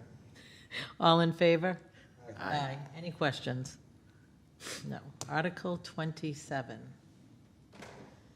This is a citizens petition, Allen Street Sewer Extension. Did you want to give us some information on that? I can give you information on all of the petition articles. This has previously been reviewed by our team. Essentially, the article, even if it were to pass, wouldn't do anything. It wouldn't prompt anything. It doesn't identify a funding source. It doesn't go through the proper channels for a betterment process. So if we do a betterment process, you have to have a 2/3 vote of everyone that's affected. And then that would come to the select board. The select board would make a recommendation of funding through betterments. And then that would go to town meeting. So really, it's it doesn't do anything. So how is it not stricken? Because we can't. We Citizens can't because it's petition a citizen. has to go on the warrant So exactly as written. So are they guided? I mean. Yeah, we met with them. We Really? let them know. Yeah, they have an attorney. We let the attorney know. But as soon as they Waste of provide that time. petition and it's certified, we cannot, unless We everyone, talked they would have about to the submit. street names aren't correct. There's like, They would have to submit a rescission with every single signed voter again, which they don't So do. Cody, we're saying if this is submitted to the Attorney General, they'd refuse it? No, it wouldn't be refused by gonna- the Attorney General. It legally would not accomplish anything, because it says raise and appropriate available funding to construct a sewer line, but you can't do that. It needs either betterments. There's two opportunities. You either do a betterment process, which we would pay, and then the residents then are assessed a betterment. Or they have the ability to work with DPW and hire a private contractor, and they pay the full cost as long as it's a licensed utility layer. But, there's no, and even if they want, and if in the case the town ever wanted to just pay for it, there's no funding source identified in here. There's no exact plan, there's nothing, so it wouldn't accomplish it. so if they choose to pursue this, they have the opportunity to work on it and get it to us for the October town meeting? It wouldn't even be a town meeting thing. First, they need to go through the petition route. They need to petition all of the residents in the area. Okay. We would then, once we got that petition, we would then send out essentially an election to all the abutters. We would need to then get back 2/3 of those that it was. Abutters that agree yes. to it. Then we'd bring it to the board. Then the board would recommend it for the town meeting warrant. Right. It has to be town, basically, it has to be, it's an impetus by the citizens, but it has to go through the machinations through the town government, and then the town, have to say, okay, it's the same thing they did for Reed Road Route 6 project. So it's possible that if they did it, they could get it Still on can get the it. They still can October get it, town but meeting. basically what this is. Or a future town meeting. Yeah. This is very similar to a concept car. They give you a nice thing, but they don't give you anything how to All build the it. details. Right, so, I make a motion to not recommend former Article 27, now Article 26. Second. On the floor, we have an article not to recommend. So if you vote in favor, then you are in favor of not recommending it, which then would be a 0-5. It No, would be a it'd be a 5-0, do not recommend. That's the the recommendation is not to recommend. Do not recommend. Okay. In favor of not recommending this article? Aye. Aye. That's close. Anyone opposed? We're getting batty. No, I know, I think we're getting tired. All right, the current Article 28, former Article 28, which would be current 27, is the Citizens Petition Former Police Station Reuse Committee, and we have 2 of those. Written a little differently. Go ahead, Cody, and tell us. Sure, so council has reviewed both of these. Both of these articles are deemed to be illegal. Article 28, current 28, it'll be 27, is illegal for 2 reasons. The first is that they essentially, under Massachusetts General Law, Chapter 30B, only the chief procurement officer of a municipality can issue proposals, can award contracts. This says that the committee would actually be the one to do that. We can't, again, town meeting warrant cannot override state law. So that's the first issue. The second issue is that it recommends members of the public on this committee, but there's no appointing authority for that. So that's why this would not work. Article 29 does list the appointing authority as the moderator. However, they changed the language. It doesn't say RFP, but it does still say that they would solicit proposals. You can't solicit proposals as a committee.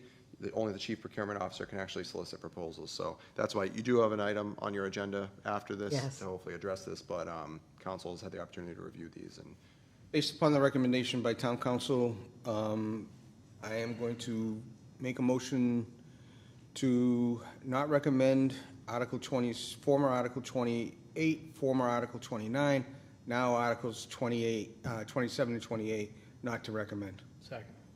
You can do them both at the same time. All right, so as we did with 27, do not recommend. And 28. And 20, It's well, both of them. 28 and 29, 27 and 28. Yeah, right. Do not recommend. Are you in favor of not recommending that? Aye. Aye. Aye. Okay. Anyone opposed to that? Okay, and later tonight, we're going to talk a little bit more about that. So we have all our recommendations for town meeting. Yeah. But, Madam Chair, make a motion that we sign the warrant for the annual meeting. annual meeting. Okay. And then we have a special town meeting. did you vote on the signing of the warrant? Not yet. Oh, sorry. We have a motion made by Mr. McDonald to sign for the warrant.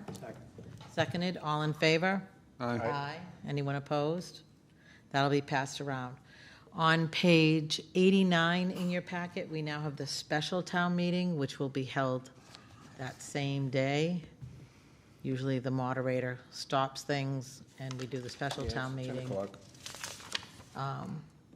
So, on this one. Madam Chair? Yes, dear. Make a motion that we recommend all 3 articles for the special town meeting. Second. Okay, motion made and seconded. All in favor? Aye. Aye. Madam Chair, make a Yes. motion that we sign the warrant for the special town meeting. Second? Second, all in favor? Aye. Aye, thank you.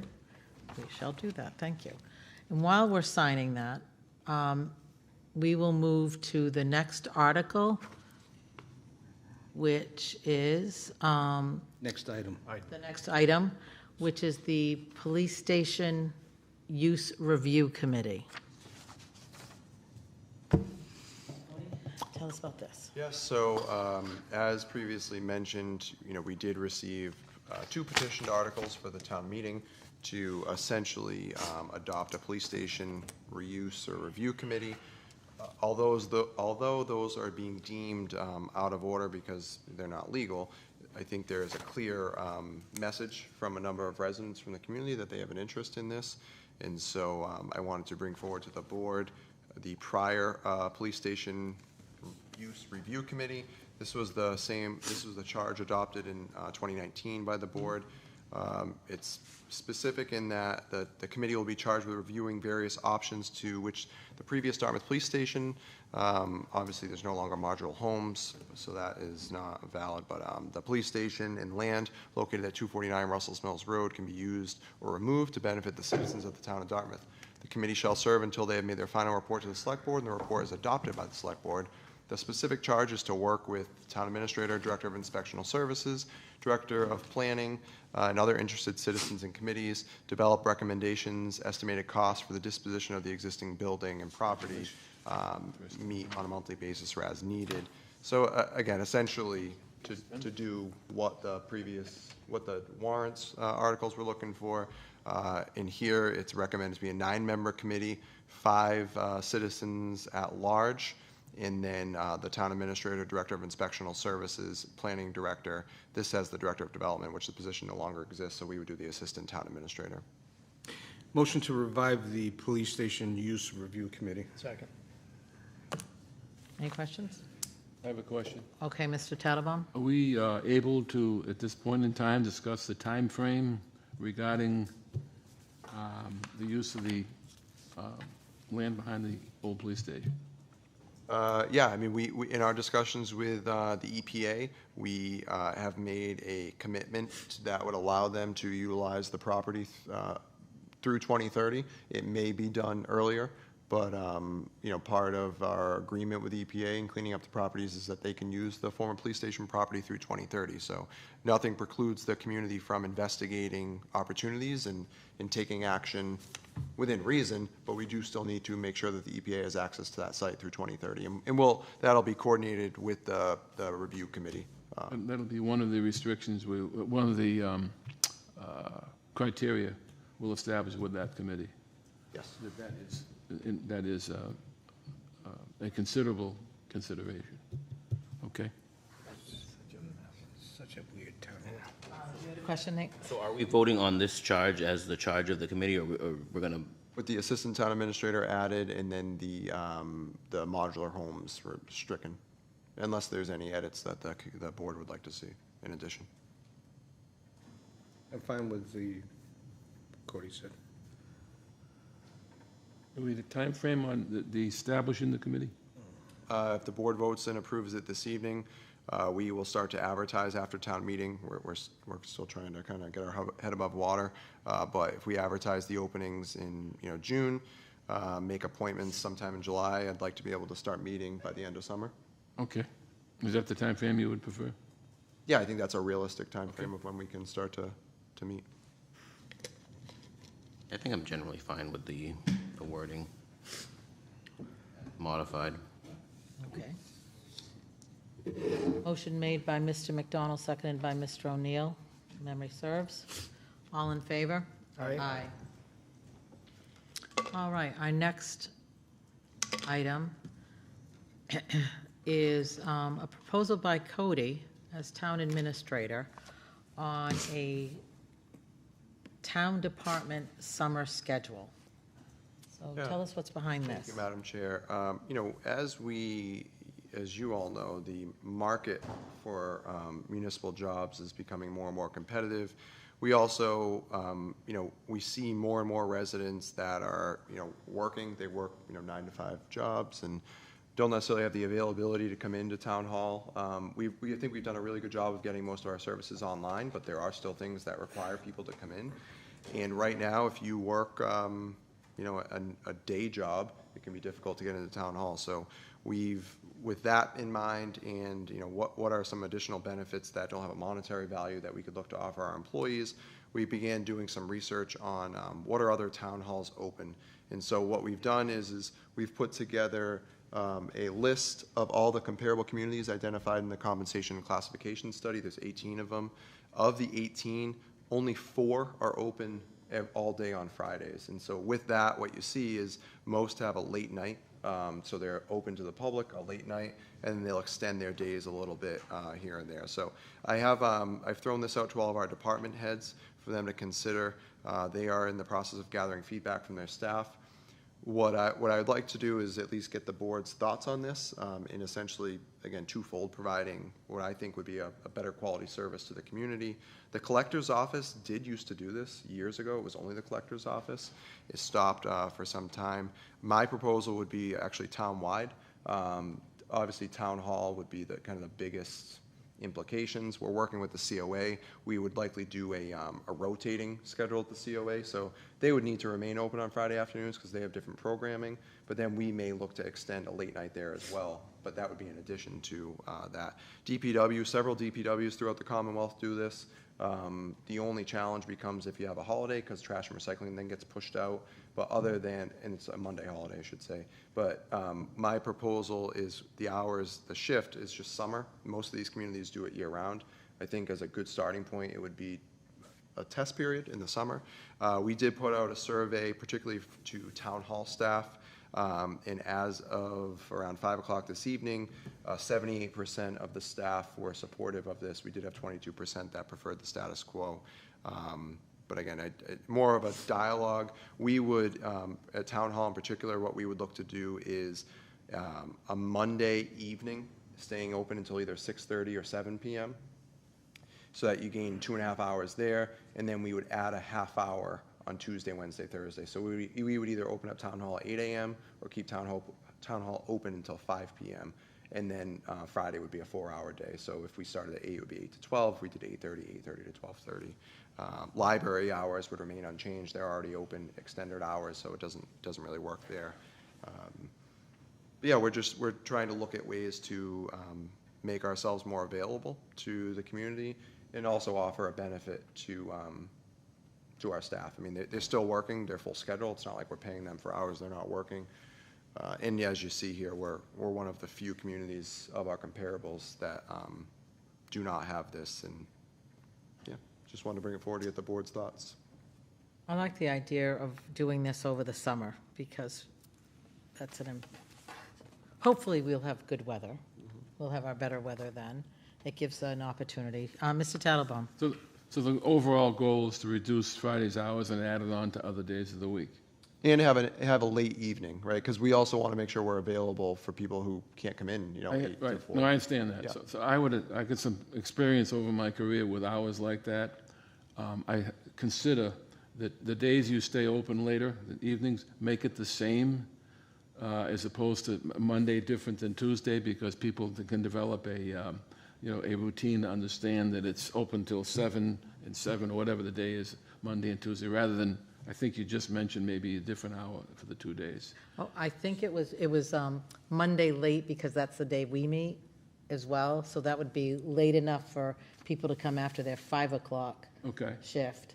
But then Tuesday, Wednesday, Thursday would be shortened. Oh, all three, you stay open all those evenings an hour or so later? No. So Monday would be the only late evening. So we would either 6:30 or 7 p.m. everything would be open until on Monday. Okay. And then Tuesday, Wednesday, Thursday would not have an extended period. We would just add a half hour. Just to Monday only? We would add 2.5 hours to Monday. Yeah. And a half hour to Tuesday, Wednesday, Thursday. The same? Yes. Those Yeah. three are the The same, only yeah. the only day that has a later period is Monday. Yeah. You understand what I'm saying about the confusion? Because people they don't realize what it is, and they end up coming here and they're frustrated because it's different and staggered. But I think overall it's a fantastic idea. I'm going to show my age, but we used to do it when Town Hall used to be in the old Town Hall. I remember late Monday nights on a few numbers. The town clerk was always open till 7 or 8 o'clock on a Monday. There were some other departments that followed along too. Not every department, but there were some. There was the essentials that the public needed to access. So this is, I don't see a problem in doing this. I think this is retro is new again. So, yeah. I mean, It's a trial. right. And, and I think, to be honest with you, I think the departments, every department should buy into it. It's not, it wouldn't be optional. We would, if we make this choice, it's, these would be the hours of town hall. Mhm. Yeah. Nate? And that would be across the board, like, even for, say, Parks and Rec, who have an elected board, or would it be? Yep, union contracts are governed by the select board, and hours of operation are a management right under union collective bargaining agreements. It's, you have like crew, field staff that may vary differently. That's why I say DPW may be a little bit different. But as far as town hall, public-facing offices, whatever we implement, it's important that every office is open, because it doesn't work if one office does this, one office does that. You lose the credibility. People want to come in. If they want to go to this office and that office, you need the consistency. So whatever we do will be across the board. Agreed. Plus, there's nothing like having Friday afternoon off. Yeah, it's a great Not that I benefit. could ever, I could ever do it, but.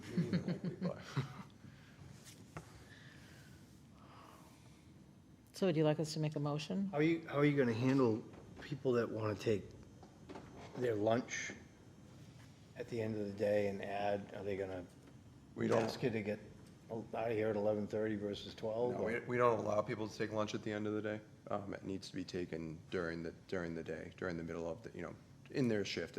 We don't allow, if I got an hour lunch break and I'm supposed to work till 4:30, you're not allowed to bang out at 3:30. We're open to the public. We're a public-facing service. Your lunch break is meant to be a break. I mean, the key part is that we're not losing time.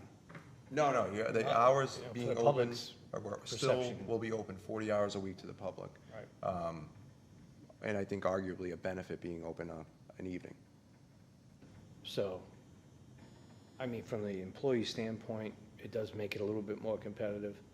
From the public standpoint, if they do work a little bit later and they're not able to come to town hall early enough, then maybe that extra night would be helpful to them. And it's a trial. We'll give it a shot. If the employees are asking for this at a percentage that high, then I think it behooves us to look at it. Yeah, I think 78% is tremendous.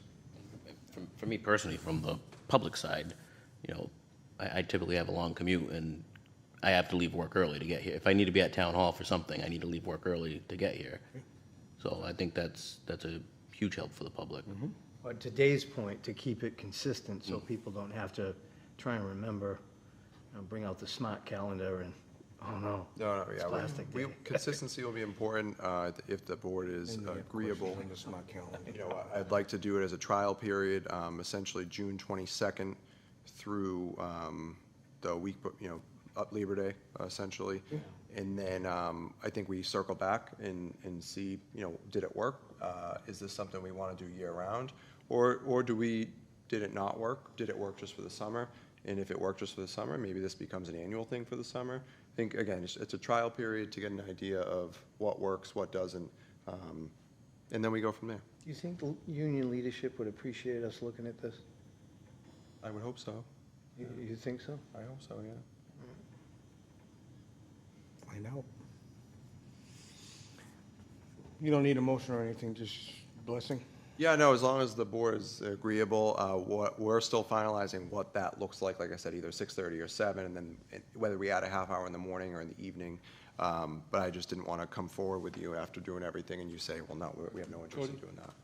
I'm fine with Also, it. if you can, announce it a month in advance so people. Yes, that's why we're here. We plan to finalize everything within the next 2 weeks with a final schedule. We'll get that information out, and then I'll bring it back to you on your June 1st meeting for your We could final make better review. use of those electronic big police signs. We could say, look for new town hall office hours or something, and. We got a nice sign out front. Yes, yes. They're all over, but those two in particular, we can use those more. We got a nice sign out front, and we got a communications director that does absolutely outstanding work. That's true. Yes, she does. Yes, she does. Well, Cody, I look forward to hearing June 1st. What is the full plan after you meet with? Me too. All right. Next, folks, we have minutes to approve. We have the April 13th and April 27th minutes. Did you skip the town administrator update? I did, but Okay. in our packet, and then we'll go I see. back. Go right ahead. Okay. Minutes. April 13th, did anyone look through them and see? I actually did read them, believe it or not. I had nothing else to do, and I decided to read them, and they looked pretty good. So I'm going to make a motion that we accept both minutes of both days. Second. Motion made and seconded. All in favor? Aye. Aye. Okay. All right, now we'll go back. Now you can turn your computer, you can turn your computer off. Town administrator update. Keep it brief, recognizing that we've been here almost 4 hours. So just wanted to come on, share what's a little our longer? pre-town meeting session will be May 27th, 6 p.m. at Dartmouth High School in the auditorium. Really looking forward to doing this. I hope our community takes advantage of this. The dog park grand opening will be held on June 5th at 9 a.m. That project is finally complete. The grass is grown in, and we're excited to cut the ribbon and open it up to the dogs of Dartmouth. Get ruined. What time is that? 9 a.m. on the 9 5th. a.m. I will share that with the board as once we have a formal invitation done. I just want to let the community know UMass Dartmouth's graduation is on May 21st and 22nd, so you can expect Avoid French Corner Road, Old Westport Road, the whole area. Cross Road. Yeah, avoid that whole area if you can. Can you bring the cats to the dog park? Yeah, well, you can talk to the D-Dog. We want to have a lot of fun. Maybe leave them there, Yeah. yeah. I can leave them there. Are you a fast runner? And then I just want to share, again, another project that we're finally tying up. This back parking lot, the stadium parking lot, is scheduled to be paved on May 26th, just in time for Dartmouth High School commencement. So that lot will be Great. ready and available to go.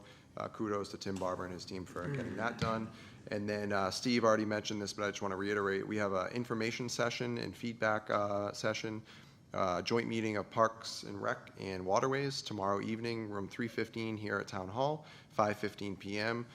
We received a grant to look at the whole Upon-a-Gansett Point, so Upon-a-Gansett Park and Dice Landing as a whole, for some conceptual designs. They'll be presenting that and getting feedback from the public.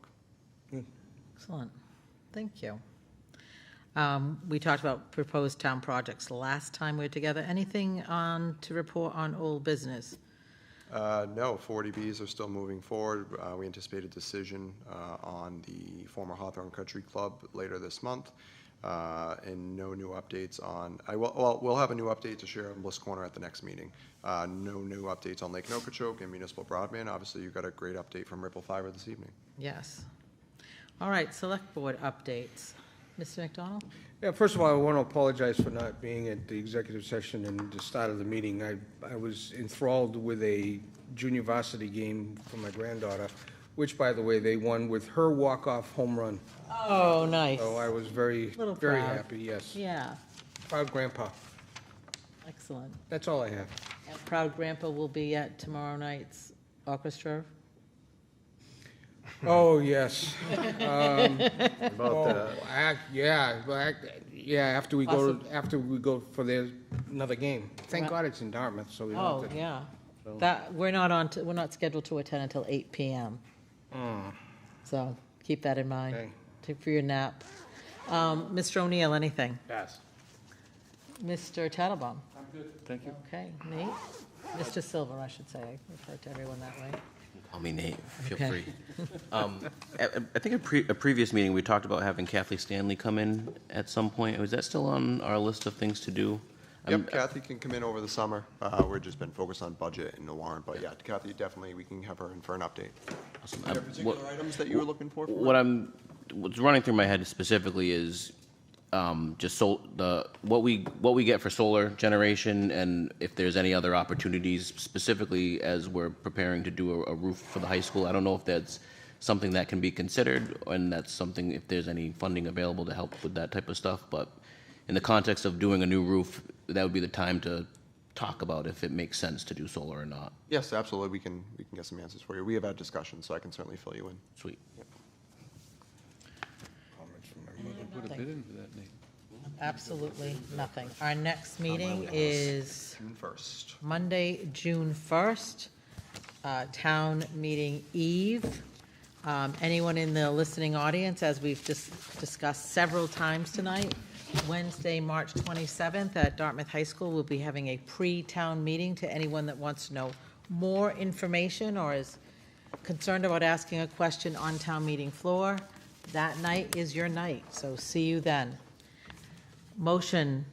Motion to adjourn. Second. Motion made and seconded. All in favor? Good night. Gary. That was a marathon, huh?